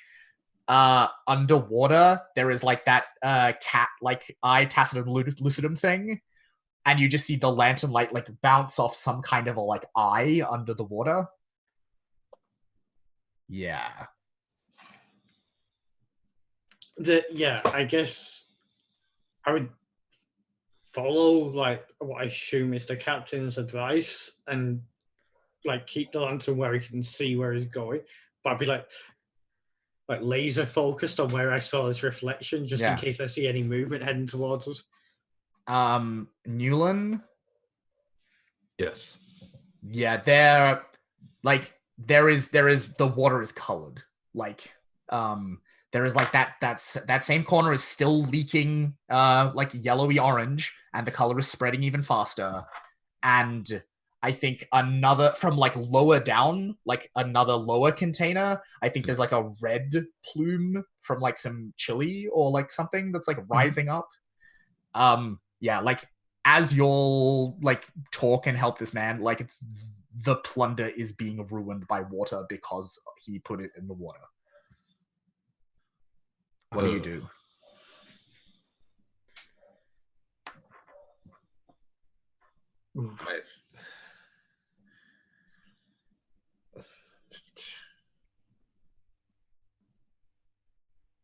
I tell him we need to get those crates out of here. Like he should. I tell him he should come to us, and we we'll help get him out of here. But I don't know. Like I want to try and figure out a way to get him off those crates and get. I mean, he's off them. Like right now, Oh, he's like halfway across the hold towards you, and Okay. like the front half of the hold, so like from his little island forward to where you are, is all lit by lantern light, but the back is just like dark and shadowy. I will whisper to Q. I was like, "There's spices and such in the boxes, in those crates." Yeah, Q sort of just like nods a little bit and then looks back at the captain and says, "Get your boy up on deck. We'll try and see what we can salvage of the cargo." All right, all right, but you mustn't let the light go out. And he's like saying this, like I think he says this as he like comes to the edge of the water, and he's like looking up at you like really intently, and then like steps out of the water with like a shuddering gasp of relief and just like push like shoulders past you, like not rudely but in a bit of a hurry. Yeah, like up onto deck with his kid. Yeah. Do you know what's become of your crew? We lost Michael's off the side when we hit the rock. A crate that hadn't been tied down hit him. Jeremy up, and he just like points, and they didn't. The others and he just looks like his pupils just like drift towards the water in the hold, and he just can't. He can't or doesn't want to say any more about what happened to them. Yeah. And and he just like, I think at that point he's like, no, I can't talk about this. Like, I just need to get my son out into the clear. And yeah, he just, exactly. he just like scampers up the ladder with his son, and probably then discovers that you've ransacked his cabin. But like, who fucking cares? What are you doing down in the hold? That's the important question. I am wading down deeper into the water, saying, "Who's well, who's ill," and just a bunch of times over and over again to try and see if like there are still people down here who are like gasping for their last breath and like are still like able to like come out. Cold flesh brushes against your leg through like your trousers. Not necessarily because it's moving. Like you brush against like a cold limb. Yeah. Possibly of a body. Yeah, exactly. Do we still have light down here? Yeah, you've got the lantern. Okay, sure. Though that said, I think as you like make that assessment, the candle that's sitting on the little island goes out, and like what tiny bit of illumination there was of like past the island is gone. Like there's like a wall of blackness that just like envelops the thing like past that. Okay. Well, I want to say something that's pretty fast so that you can tell me not so fast.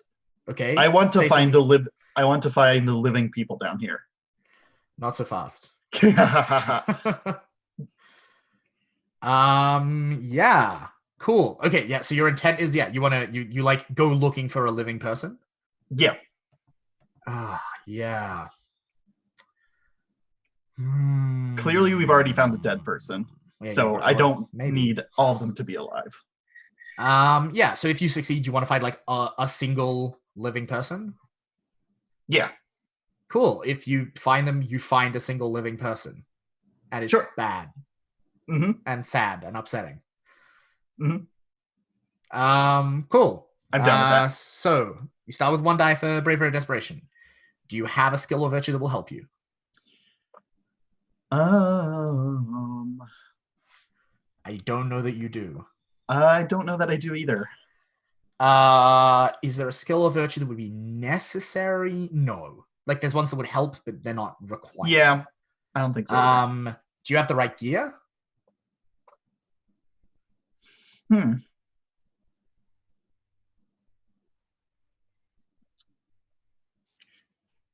don't think so. I don't know that you do. No. Do we feel like this task is nigh impossible for any human? I would. And this is a decision for the table. Like I I don't- think yeah, so exactly. because of some hidden information I have. I would actually say, would well light not come into play here? If the person sounds like warm and friendly and someone's scared and possibly hurt down here, would they not like respond to the call out? I mean, that's assuming that there's anyone alive, right? Like I feel Yeah, like assuming- the question here is, can we find some living people? Not like, can we convince people who we know are here who are living? Okay, yeah. Yeah. that's- Yeah. Is this task possible? Right? Like, do we feel like this is a very impossible thing for a person to do? I don't know. It's, like I'm I could ambivalent go on that either one. way on that, yeah. honestly. I don't consider it impossible. It'd probably be hard. Only if they're all dead. You know, then it would. Yeah. All right, cool. So like nothing there. There's no contacts involved. Does your knack talisman record help you?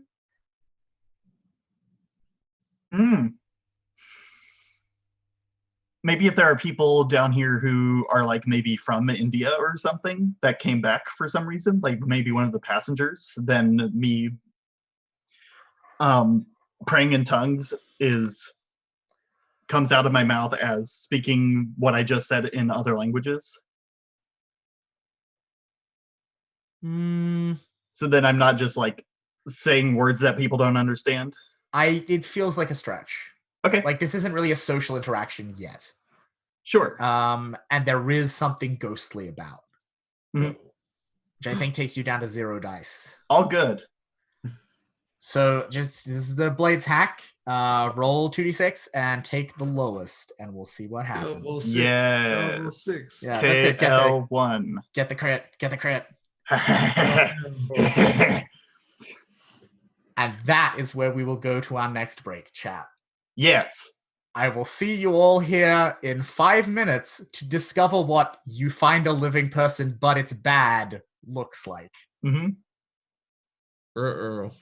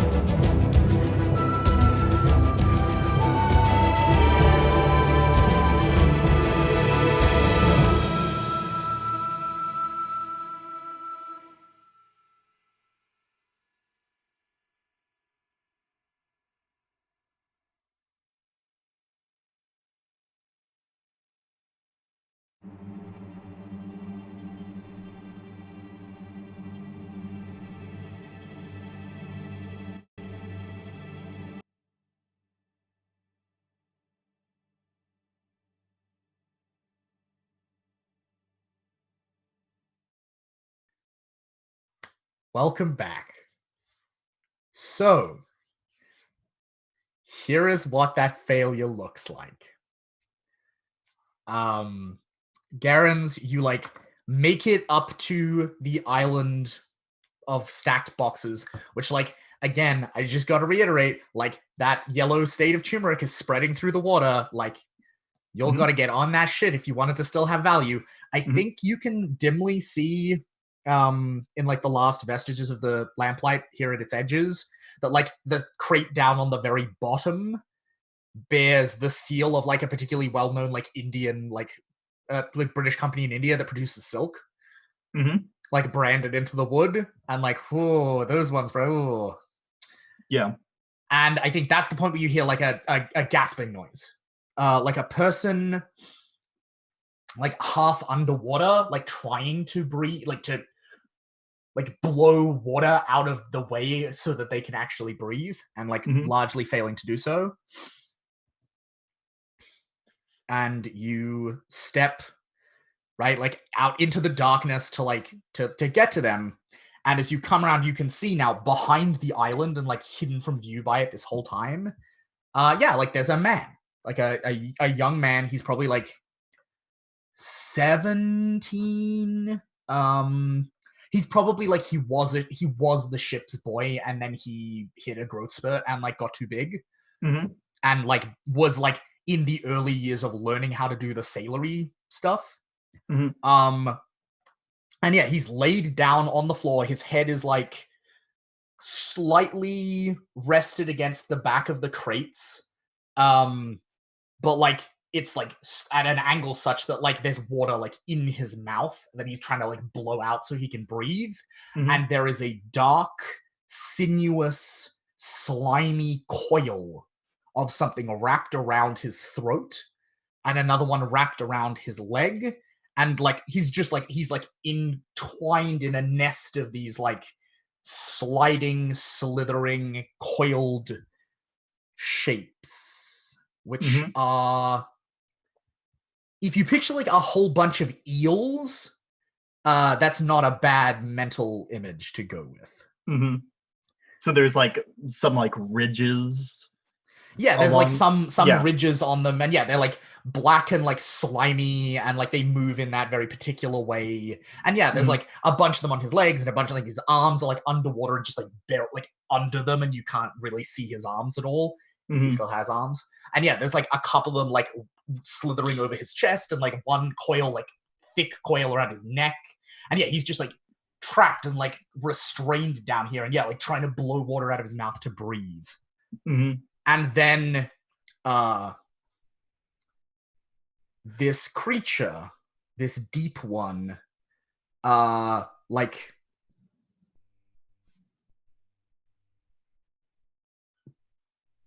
rises up out of the water. And this like very, very like albino pale torso just like rises up out of the water, and this head that's just like two big eyes and like sharp hooked like eel teeth, and like glowing faintly this like luminous like sickly green color, and like no ears and no nose, and yeah, it like rises up out of the water, and you can see that like just at the waterline this torso just like turns into this mass of like tentacles. Ooh. Jesus and it just looks at you and licks its lips. What do you do? I'm going to talk to it. Okay. What do you say? Yeah, you talk to it in the language of the deep. What you hear me say on screen is Hanaskara Lokava in like etc. etc. But like you see in the subtitles. Yeah. Are you well or ill, like I said before, but then I also say, are you man or beast or god? Oh god, here's a question, because we didn't talk about this. Do you also have a knack for understanding all languages? Yeah. Okay, I just wanted to check. Because that would have been really funny if it's just like, yeah, I can talk to anyone, but I can't understand what they say in return. That would be really good. it opens its mouth, and it like you see. Well, no, there's no movement. Like it doesn't breathe, and then a noise emerges that is the sound of wooden planks and like ship timbers splintering against like cold black rock. And in that sound, you understand, right? Like, like why we confusing, you know, like identity markers. Like we are the black pulse of the ocean's heart, and we have fed well this day. That's good.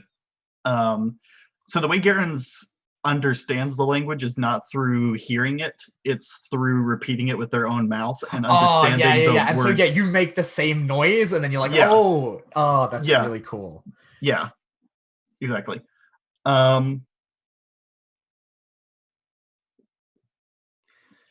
Since nobody else can understand me, I'm going to have this private conversation about what our real purpose is here as shipwreckers. And I'm going to say, I ask if it would like, if this meal needs to turn into a feast. Or I ask, like, are you sated? We are hollow, hollow, hollow, like the hollow in the heart of the sea.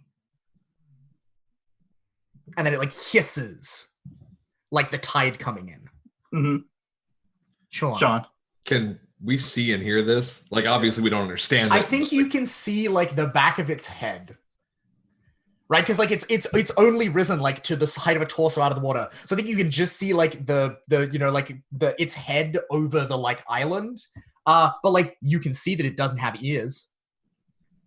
And it doesn't have hair. Like it's just this like flat, like faintly iridescent in the lantern light, like pale form. And like Q. Yeah. Yeah, you know what this is. You're the masters have come back, right? Like and one of your family members is talking to it, apparently. Yeah. And one of your family members is in the water in the dark. Yeah, I think what I imagine Newlin and Q had started like grabbing like the boxes and crates they could carry like off the ship. When we see this, like when we hear the noise, we look around, and then like Q like drops the crate he was gonna carry and like, picks his lantern back up and like wades his way over to where Garen's is. We need to get them out of there. Garen's, as the lantern light plays over the like as the light like hits the tentacles, there's not tentacles, there's just black ink like running through the water. Like these like dark, like writhing patches. And I think the like its body is still sheltered by like the lantern by the island for like a little while longer. And so like I think there's a time for like another beat of conversation before like everything goes to shit. There's a good box of silk down here. Are you saying that to the rest of the crew? Yeah.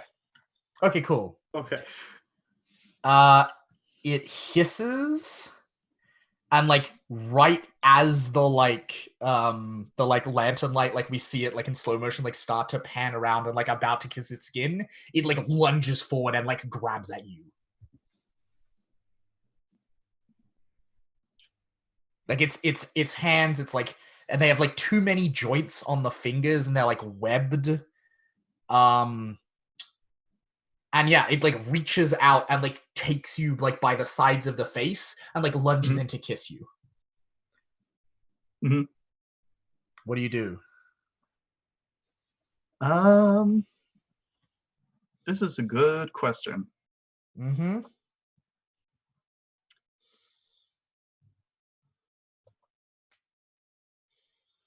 I want to let it engulf me and find out what's inside its heart.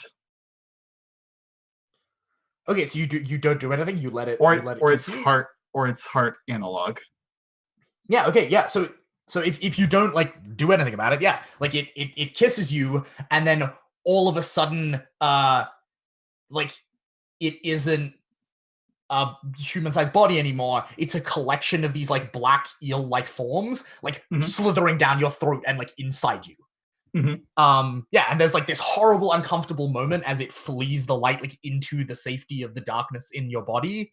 And then there's just like a beat of like nothing as you just stand there slightly shocked, and then yeah, they come around the corner and it's just gone, and the light like shines on the water and everything's fine. And yeah, there's a barely alive sailor just like there in the water. Yeah, for sure. I recognize this was one of those creatures, even if I don't know much about them. Like, very obviously, a creature from the deep. Yeah, I don't think you know that it's in Garen's now. Okay, that's fine. Because I think that's a thing that they can do that I don't think you've ever seen them do before. So I think like Q like comes like round the corner, like wading through the water hurriedly, lantern like held high, and just starts like shouting at the darkness, like beyond the lantern light, and just says, "This one isn't one of yours. This one is mine. You'll have yours." Yeah, and you're just like shouting into empty space, like nothing. Yeah, nothing I think like there's Where like am I? Where am I in all of this? That is a good question, Sean. You tell me. Because we saw this happen, right? Or like we saw. You saw, yeah, you could see the top of the head. Okay. From the far side of the island, and as you were Q went around with the lantern, and you just saw the head like disappear. Okay. Yeah. Unless you would like to have seen where the deep one went.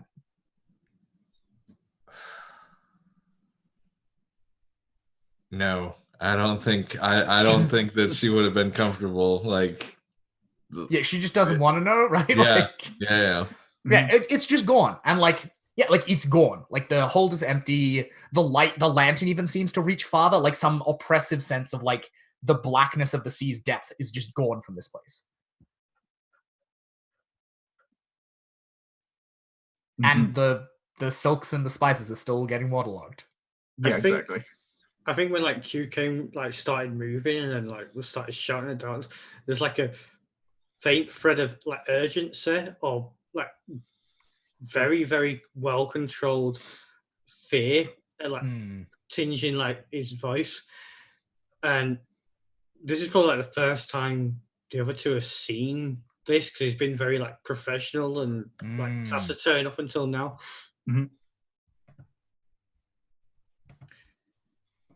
And when like nothing like responds from the darkness, he turns to Gerens, like holds the lantern up, like looking into the face. Like he's trying to read like what's on the face. Like, yeah, how are you feeling, Gerens? What's your emotional state right now? My emotional state is we plunge into the wetness and the darkness to find the treasures within. Yep. And here we are. Hell out of here.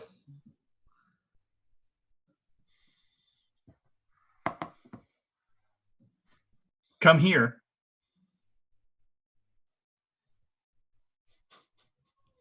We need to hurry. I'm like standing like right in front of like the island of crates that's like getting waterlogged, and that's all I say. Come here.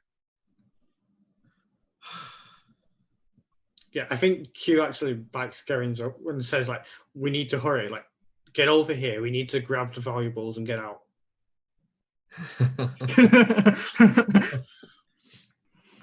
All right, fine. Let's get these and get out of here. So. All right. Yeah. So I think I'm gonna say not so fast. But it's not about your ability to carry the crates. It's about whether any of them are still unspoiled. Yeah. So who wants to roll? Who is leading this action, right? If we blades it.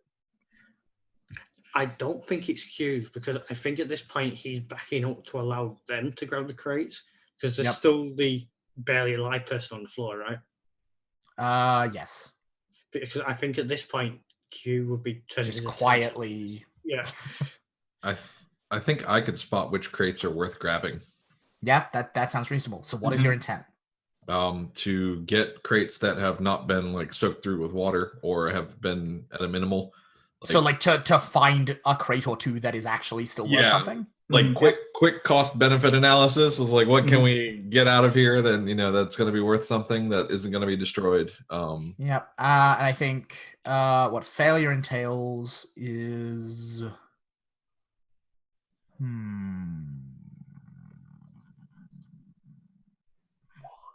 what failure entails is that it'll take long enough that the captain's made it to the village before you. Oh, okay.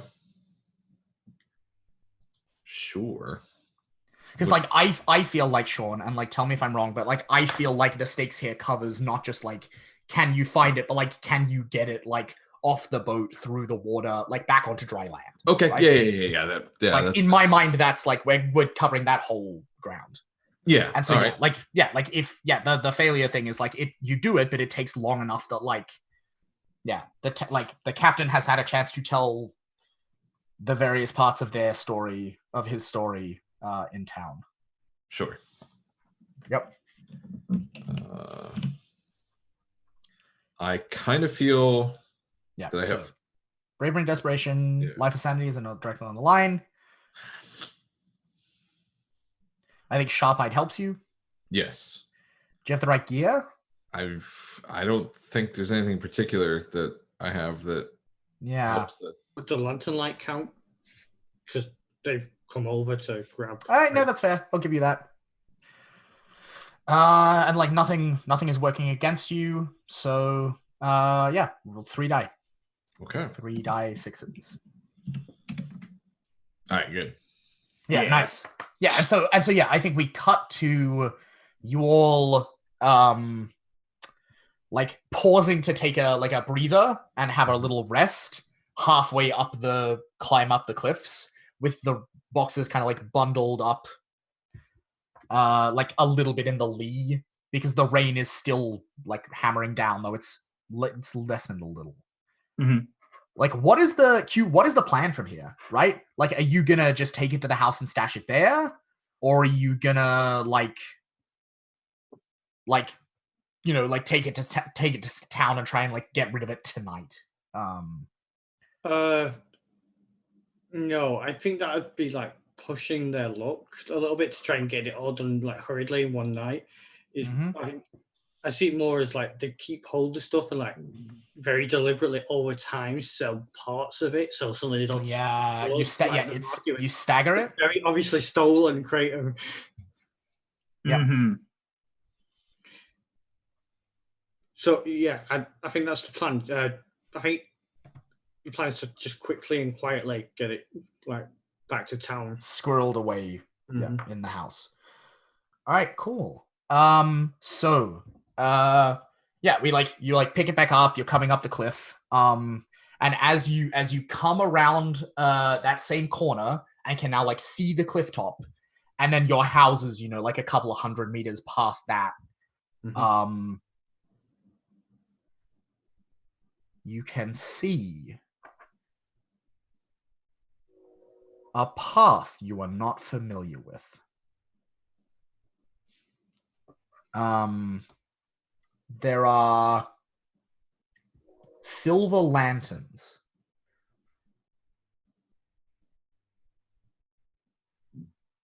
on the ends of flower stalks that have grown up out of the soil and are emitting this like soft, like bluish wan light. And they're not big, right? They're like tiny little like flower-sized lanterns, but there's like 2 rows of them running parallel, like across the path you need to take to get back to your house. It looks like the path leads like from inland out and then would go like over the cliff, over the bay to the next cliff, even though there's just like empty air there. And you can see off in the distance like landwards, soft bobbing lights like lanterns moving through the darkness down the road. Like towards us? Yeah, towards you. What toward like down the road in the direction that takes them closer to you. What do you do?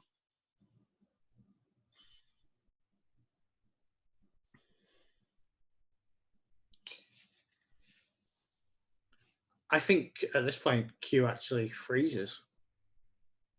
Because he's familiar with like how to handle the more ocean-based, like otherworldly, but I think this is like beyond him. He doesn't know about fairies. Mm-hmm. What so this like basically comes across the path we're taking? Yeah, like there is a natural path you would take from like where this cliffside path like comes up back onto land. There's a natural path you would take from there like to your house straight ahead, and like cutting basically like directly across that is this strange like flower lit path across the grass. Okay. Down which off further inland, yeah, this like procession seems to be coming towards you of lanterns. I tossed this around in my head for a really long time, but I think I've made a decision about what I do with this. I think no matter what, Garen's is going to go down that path instead, even if the rest of you go down the normal path that we take to get home. Ooh.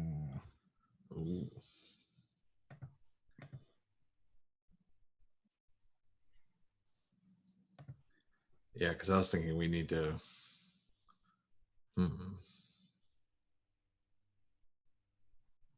And I'm like taking a lot of the share of stuff that we've brought back. Like the drawers of clothes are in my hands, and like on top of that, a bunch of other stuff that we found. Like I have one crate to like shield the clothes from the rain.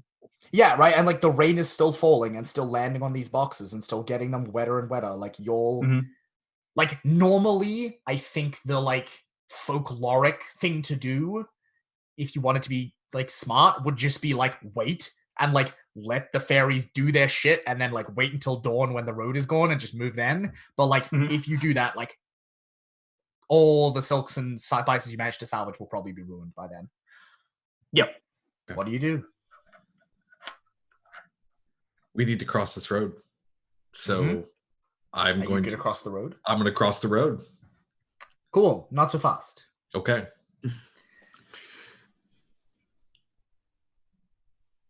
What is your intent?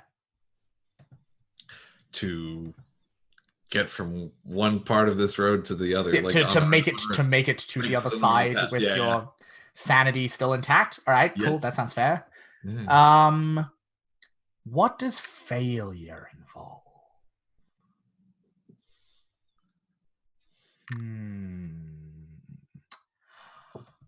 If you fail, you see, like, while you're crossing the road, you see something really entrancing in the distance and, like, stop and pause to, like, look and see what it is.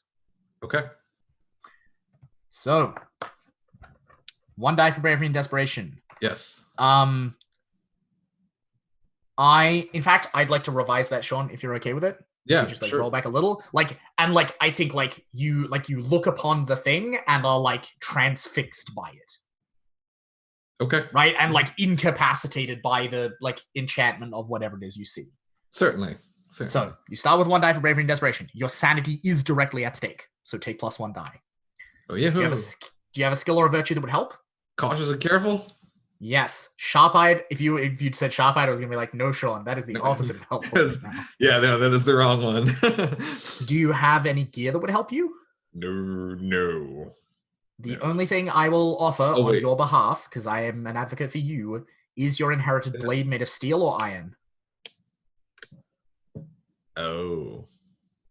No, I think it's made of steel. All right, no luck, no dice. Okay, so we're at 3. Is the task not impossible for any human? Resisting legs may... No, I'll let you get away with it. I don't think it's nearly impossible. No contacts are involved. Does your talisman help you? Does it? I mean, I don't know. Yeah, like we said, physical restraint. Yeah, I think that's fair. I So think I don't think it does, and something ghostly is about. So it's Yeah. 2d6. 2d6. All right, this is easy. Famous last words. Yeah. This is a piece of cake. Damn. Yeah, so you just like keep your head down and you refuse to like there's like this soft glow as the procession comes closer. And I think you Sure. can hear a noise like rock cracking and like grinding against rock. But like you're like, nope, I don't care what is making the noise. I'm not interested in that. I don't want to look at the light. You just like cross the road. Yeah, I'm just like I'm like looking at my bracelet the whole time, like because even though like it doesn't actually do anything, like metaphorically in my mind. Yeah, and you like I think on the far side, like you crush one of the like silver flowers underfoot, and so there's just this like wilted, sad-looking crushed flower. And you've made it, safely to the other side of the road, where like from here it's a clear run to your home. Q, Garens. Come on, quickly. And I think, like the procession is advancing. I think both of you see what made that sound, which is that like some ways, like maybe like 10 or 20 meters that way, there's like a squat little standing stone. And as the light of these like ghostly lanterns washes over it, it like like stretches and like unfurls itself into like a human-like form. And the rock shell like cracks away, and it's like an incredibly ugly, squinting, squat like person whose like presentation and gender is just completely indiscernible, but like clad in these like garish, like incredibly clashing, like bright, like red and green clothes, who like kind of like shrugs and like brushes some like rock dust off their shoulders and like steps onto the path to join the procession. What do the two of you do?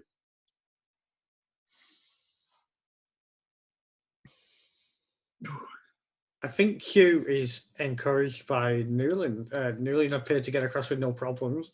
So just, he tries to quickly and like looks at the ground, tries to follow the exact path that Newland took. All right. Not so fast. And your intent is to make it safely across like Newland did. Do you want to do it unnoticed or not? No, I don't think he's being cautious about it. I think he's just trying to do it quickly and get it over with. All right, so in which case, I think the failing condition is that there's like at the heart of it, right? So like there's all of this like, there's like white lights and like silver lights, like all of these very like soft, bluish, like beautiful colors. And then in the heart of it, you can like just dimly like you're getting the impression of the light from your peripheral vision. There's like this like rosy like dawn light, like shining softly and beautifully from the heart of it. And you just like something in you like really wants to look and see. And if you do, you will just be like, your heart will be like arrested by that sight, and you will like, forevermore be lost to it. So don't look into the light. Start with 1d6. Your sanity is directly at stake, so you get another d6. Do you have a skill or virtue that would help you here? Lucky. Would lucky count? Because I'm not actively avoiding them. I'm just trying to get across quickly. Yeah, I don't know that you're relying on luck because like you're following so deliberately in Newland's footsteps. Okay, yeah, that makes sense. If people think that's reasonable. That makes sense. Makes sense. Yeah. I don't think there is a skill here that would like is necessary. There's a skill here that would be really unhelpful. Anyone who had second sight, I'd be like, oh boy, you're fucked. Yeah. Do you have the right gear? I don't know that any of your gear is gonna help I don't think you. any of this is gonna help, no. Is this task nigh impossible for any human? They are closer now. All right, I think it's nigh impossible for any human to avoid turning and looking at this very beautiful Fae thing. That's my vote. The rest of the table also gets a vote. Adam and Sean? I don't know. I think there's a chance. All right, you think there's a chance? I think there's a chance too. All right, cool. So we're still at 2 die. No contacts are involved. I don't think your talisman helps. I don't think your accord helps you. Something ghostly is about, so 1d6. Unless would the things I am aligned with consider me their slave or servant and wouldn't want to lose? Possibly, but you are on land right now. Makes and sense. there is Okay. like you are out of their domain and they cannot help. That's fair. And the only one of them that's nearby is currently trapped in a fleshy prison. And so it has its own problems to deal with. Okay. So what's that? 2d6 then? 1d6. Ooh. 1d6. Okay. Because something ghostly is about. Here we go. Oh, there we go. Ooh. Clutch as fuck. All right, yeah. So again, like you desperately managed to avert your eyes. I don't know about you. I'm picturing Q like digging his like nails into his palms and like using the pain to like distract himself. And you like blunder. Yeah, I reckon he's like carrying some of the crates. So he's like digging his fingers into this like rough wood and like splinters into his hands and and like white, like we get this intense shot of like white knuckles. Ooh. And I think you feel a hand on your shoulder. Okay. Like it's that close. Like literally just as you step off the path, like a hand brushes across the fabric of your back, like that's on your back, as though it were trying to like take you like as though by the hand to lead you into the dance. But you collapse to the earth and like prostrate yourself and like bury your face in the soil so you can't see the light anymore. What if like right as that's happening, like I reach out with my hand that has the bracelet on it, and like I grab Q's hand, you grab him, pull him away, and the two of you are safely on your side of the road. Mm-hmm. And I think like for the two of you, I think you've done it, right? Like I think you're pretty much home scot-free from here. Yeah. Mm-hmm. Sure. Unfortunately, there are 3 members in our crew. Yeah, Garrett, like they are on the road now. Like the road is thronged by these like softly shining, wisp-like ghostly shapes. And you just know that if you were standing on the road, you would be able to behold them clearly.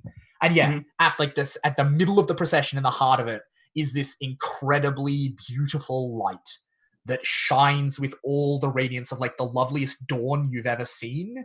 Just this like soft, like pulsing light that just fills you with like peace and contentedness.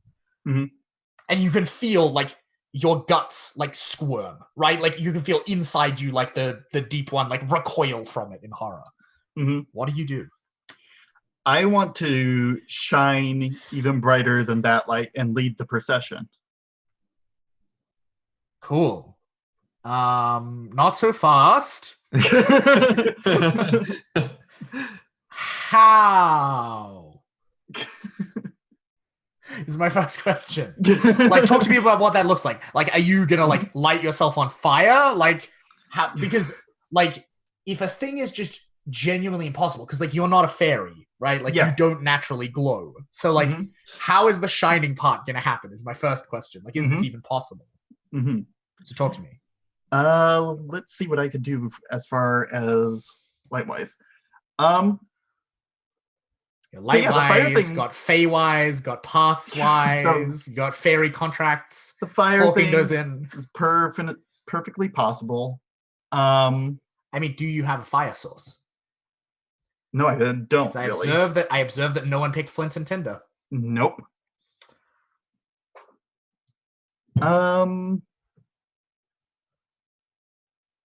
Yeah, I think like if you I want to be like absorbed by. Yeah, I think if you want to join the procession, I think that's definitely doable. But not so fast. You want to join the fairy procession? Yes. If that is your intention, if you fail, you don't do it because the thing in your guts like rips itself out of you to avoid that happening and kills you in the process. Because it does not want to be on that road of light. Like it very much does not want that. Fairies are creatures of earth and air and light, and it is none of those things. Does that feel reasonable as stakes? Let's dance around like possible different approaches that we could do. Alternatively, I could devour the procession. I don't feel like that's possible within the genre space.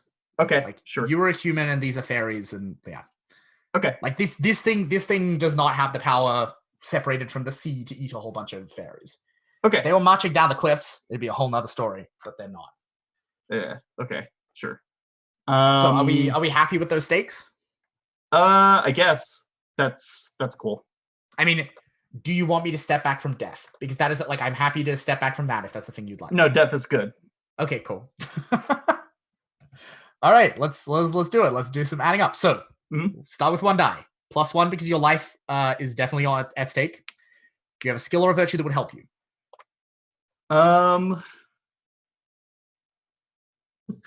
They're well liked. Weirdly, I kind of feel like weatherproof helps here. Sure. Right? Like, because the thing is kind of like of a weather-like nature. Like, and also, yeah, like well-liked is going to help the fairies like you. So yeah, I think between the two of those, I think you have something that helps you. Sure thing.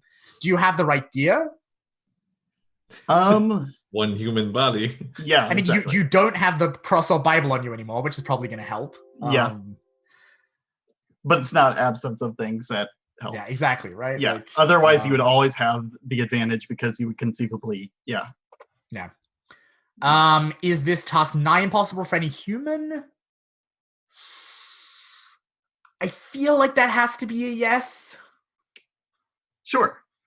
That's literally everything that comes out of my mouth.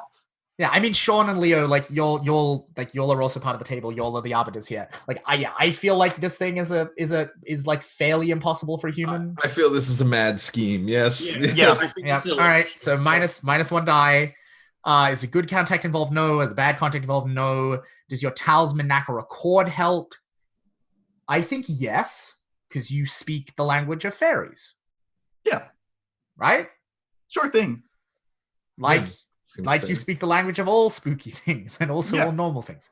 And that also, thankfully, means you don't lose the die. This is the other thing that gets you. So it's 3d6.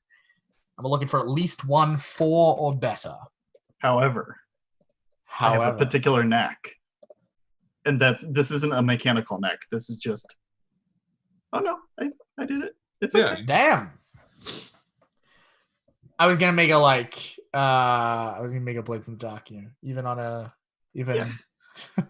Yeah. Oh, hang on a minute. It's keep the lowest. Oh no, you weren't left diceless. What am I saying? Yeah. I don't know why I'm like this. It's because you're doing fancy Roll20 tricks and they're confusing me. Yeah. Okay. So with a 6, yeah, it works. I think. Unless you have a particularly strong image for what this looks like, I think I know what it looks like. I want to hear what you say. Yeah, so I think you step up to the edge of the the row of silver flowers, and like the closer you get, you can feel this like writhing and like horrible like feeling in your belly as like this thing like coils around in there. You feel like you want to throw up. And then as you step over the line, it like you like are overcome by that urge and you like throw up, and just like this like tiny little pathetic squid creature. Like, like no longer than like, 5 inches long, just like black as ink and like squirming feebly as it drowns on dry land. And then a bare foot just like lands on it.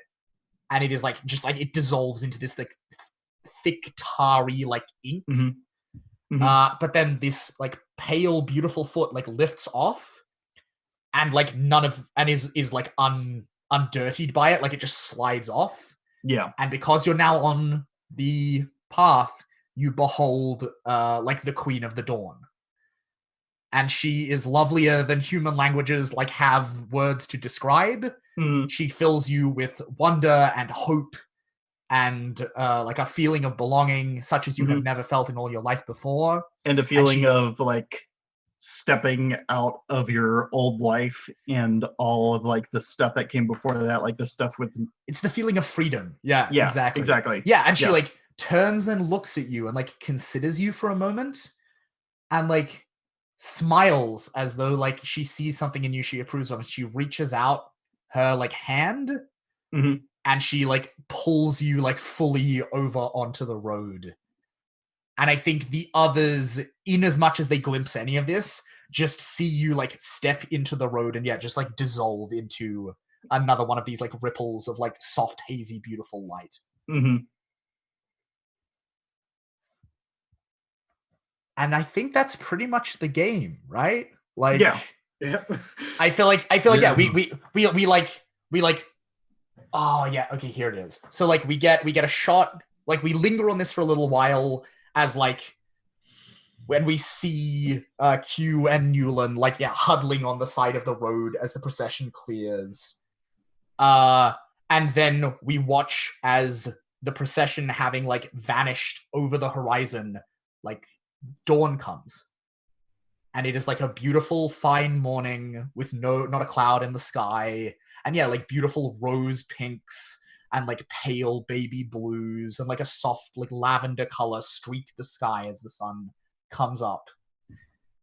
And we like pull back and like we helicopter pan out as we watch Newland and Q like stagger together carrying these like boxes over the remaining distance back to the houses. And then I think we just like tilt up into like the rising sun. Mm-hmm. And I think curtains. The end. And that's the game. Yeah. It's a good little game. We did a heist. Two Good job, everyone. of us did a heist. Exactly. Two of us did a heist, and one of us was playing a different crew playbook. Right? Like two of you were whatever the thieving one is, and Shadows. then like Shadows, and then Adam was playing a cult.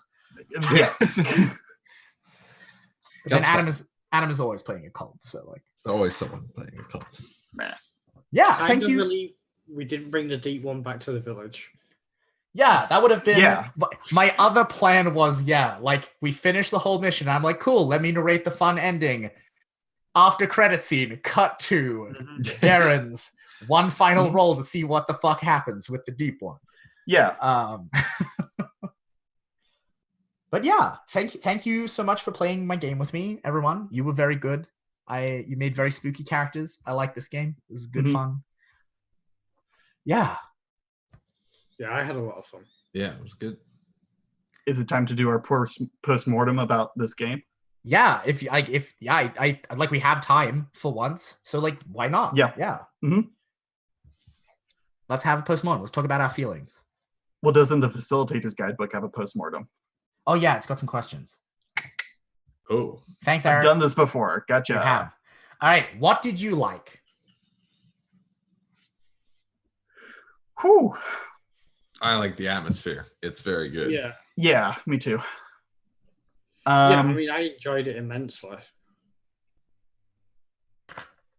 I feel like I don't always get to do like a lot of this kind of stuff in other games. So the fact that there's like a lot of water involved and like beach scenery and stuff like that.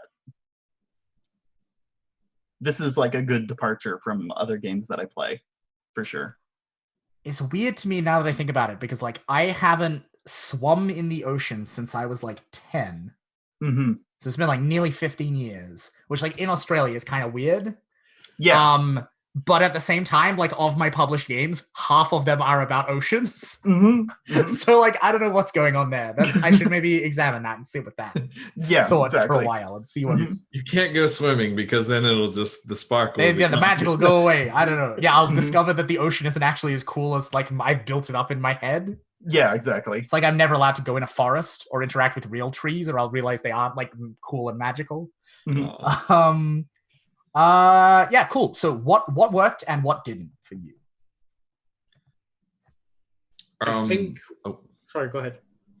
No, go ahead. You can go ahead. All I was going to say was because we only had the 3 hours, we probably didn't get as much chance to explore what we wanted. Just like Spike Moore saying in chat, is asking about if Q loses his pact. So Q would have either sacrificed the dying guy or the captain, or maybe his son had he had an opportunity. But like I say, time constraints. So Yeah, exactly. Sean, Yeah. Adam? It's kind of like set up as like a one-shot sort of deal, but I kind of feel that like in practice from the 2 games I've played, it feels like having a second or possibly third session would like, it's more of a 2 or 3 session game, or like maybe like if you had like a 5-hour window or something like that to play. Yeah. Mhm. It would breathe a bit more, which is, I mean, it's fine, so that's also I feel, and I think I've mentioned this to you last time too, it's like I feel success comes kind of easy when you have like more than like a die or like 2 dice. Do you want that partial success, Sean? Is that what No, we're I mean, missing? or like or like a 5-6 on the die failure, but it's, I mean, because but you can, I think it's necessary to like push the ghostly stuff, or really like push the, like, you don't have the skills that you need to like get those die numbers down. Yeah, I sometimes think about like if I ever revise this, which like if I ever I will at some point, like adding in a thing where you have a tonal conversation before the game starts and decide where you want to set the success number in terms of like 4, 5, or 6. Yeah. And like how like dire and desperate feeling it wants to be, as opposed to like, a bit more heisty and pulpish. Yeah. That being said, like I do feel that even though like I feel the results are always really like interesting, and like it at least keeps propelling things forward. So because I think the stakes get negotiated, and so you have an idea of what's going forward.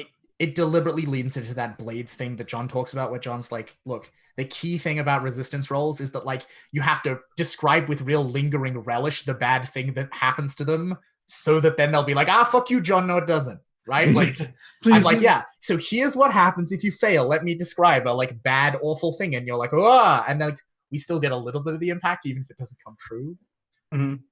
Yeah. For sure. And it makes you realize just how close it actually was if you barely pass us. True. Like it feels desperate, even if mechanically it isn't necessarily so.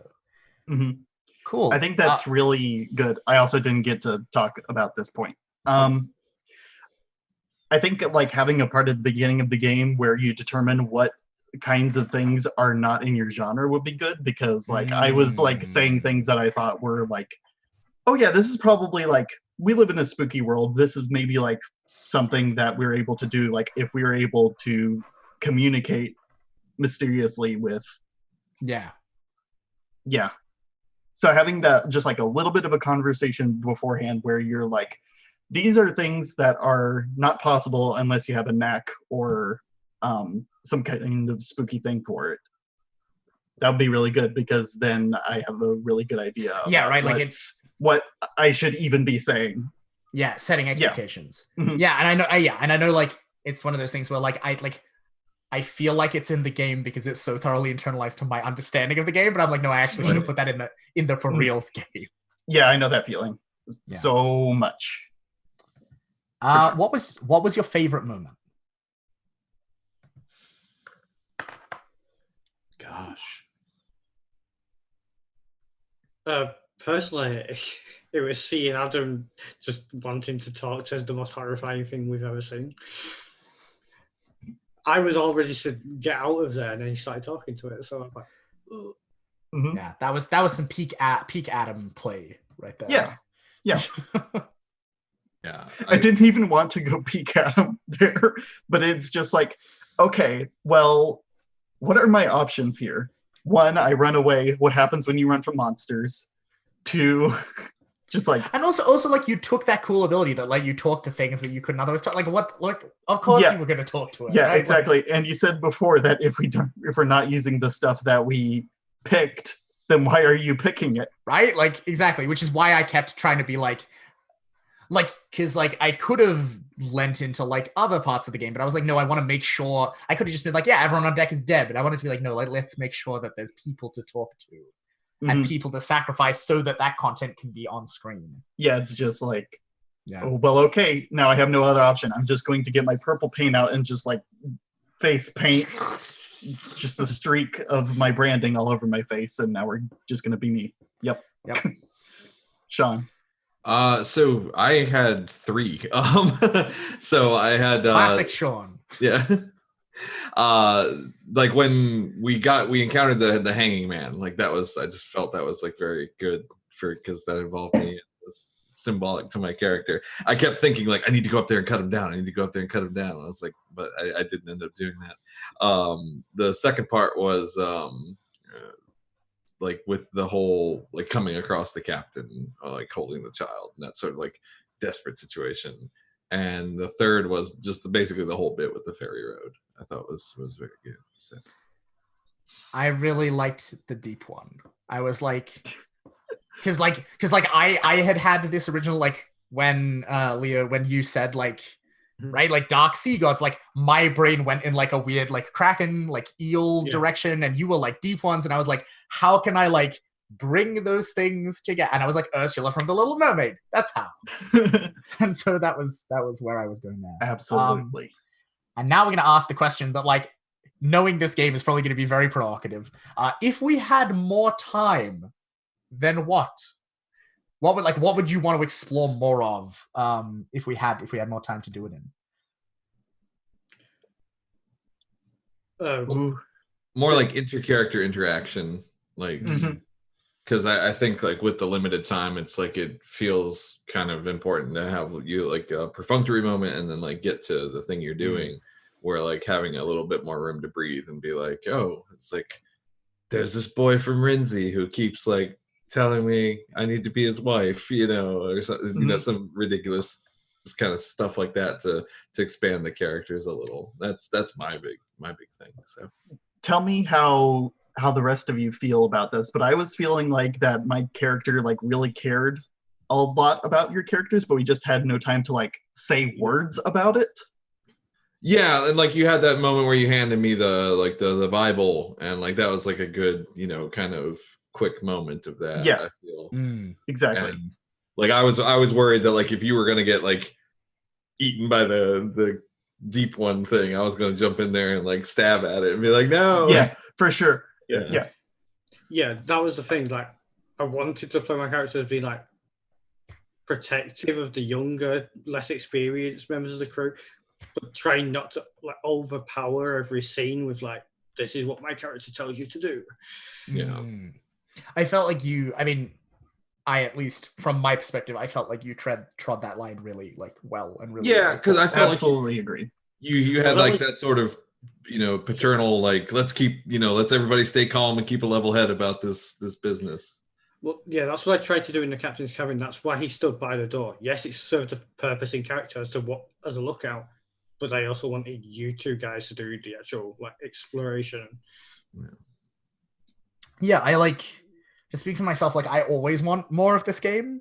Like when I finish, and like it was very deliberately written so that. Like it works as it is a one-shot game. It works as a one-shot game. You can play a perfectly pleasant one-shot of it, and everyone will have a good spooky time, as we just did. But like it is deliberately designed so that it also, still on one A4 page, gives you 90% of the tools that you need to play a campaign. Yeah. Like all you would need to hack is some kind of advancement mechanic and a slightly more granular way to handle like harm and like recovery, and you could play 6 sessions of this, right? Like. I mean, your village full of riches is the advancement mechanic, right? Like, if you keep doing well, you'll just keep being fictionally wealthier. So, what I almost want is like some sort of like mechanic that like brings into play a scene where you are selling the stuff, like, and it just asks you like, okay, here are the things that you got from the shipwreck. How are you selling them? Are you giving them to your fence? Are you selling them like bit by bit? Are you giving them to your family? And what does that mean in different ways? Yeah, no, totally. That sort of thing. Yeah, Sorry, I was just gonna say, being able to explore that would allow you to bring in the contacts more as well. Exactly. And as well as like the person that's out to get your particular crew. Yeah, and like this is one of the things where like depending on how the balance of the game goes, like if we had like clipped through earlier and y'all had decided to go to the village, or if you'd failed that role with the captain, like the priest definitely would have showed up to stick his interfering busybody no good nose in your business. Mhm. Yeah, and like a thing I am looking at doing with this game and a bunch of my other like one-page ones that I'm working on eventually is like compiling them into like a collection, Ooh. including with stuff like, yeah, here are like the bonus mechanics you would need to turn Shipbreakers into a campaign. Here's like an alternate reskinning of like this other game, and then like design commentary, and then like publishing that as a collected thing. Yeah, that'd be But- awesome. That sounds like a really good solution, because then you can have your cake and eat it too. And eat it Because then too, you can have exactly.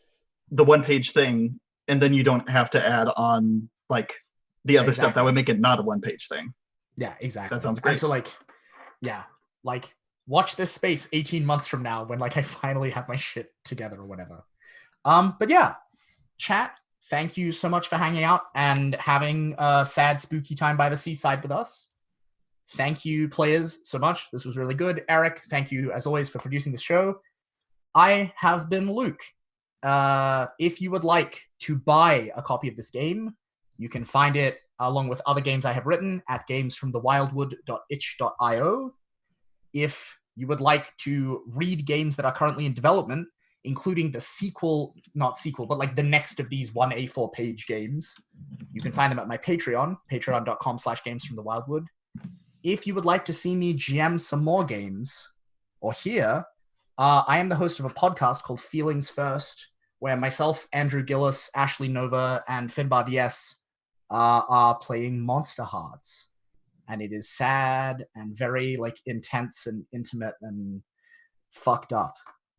So you should follow us on Twitter at feelingsfirst_. Sean. Hi, I'm Sean slash Hyena Spots with a Z on Twitter. You can find me there, and I get around. I've played a few One Spawn games here on Eric's channel.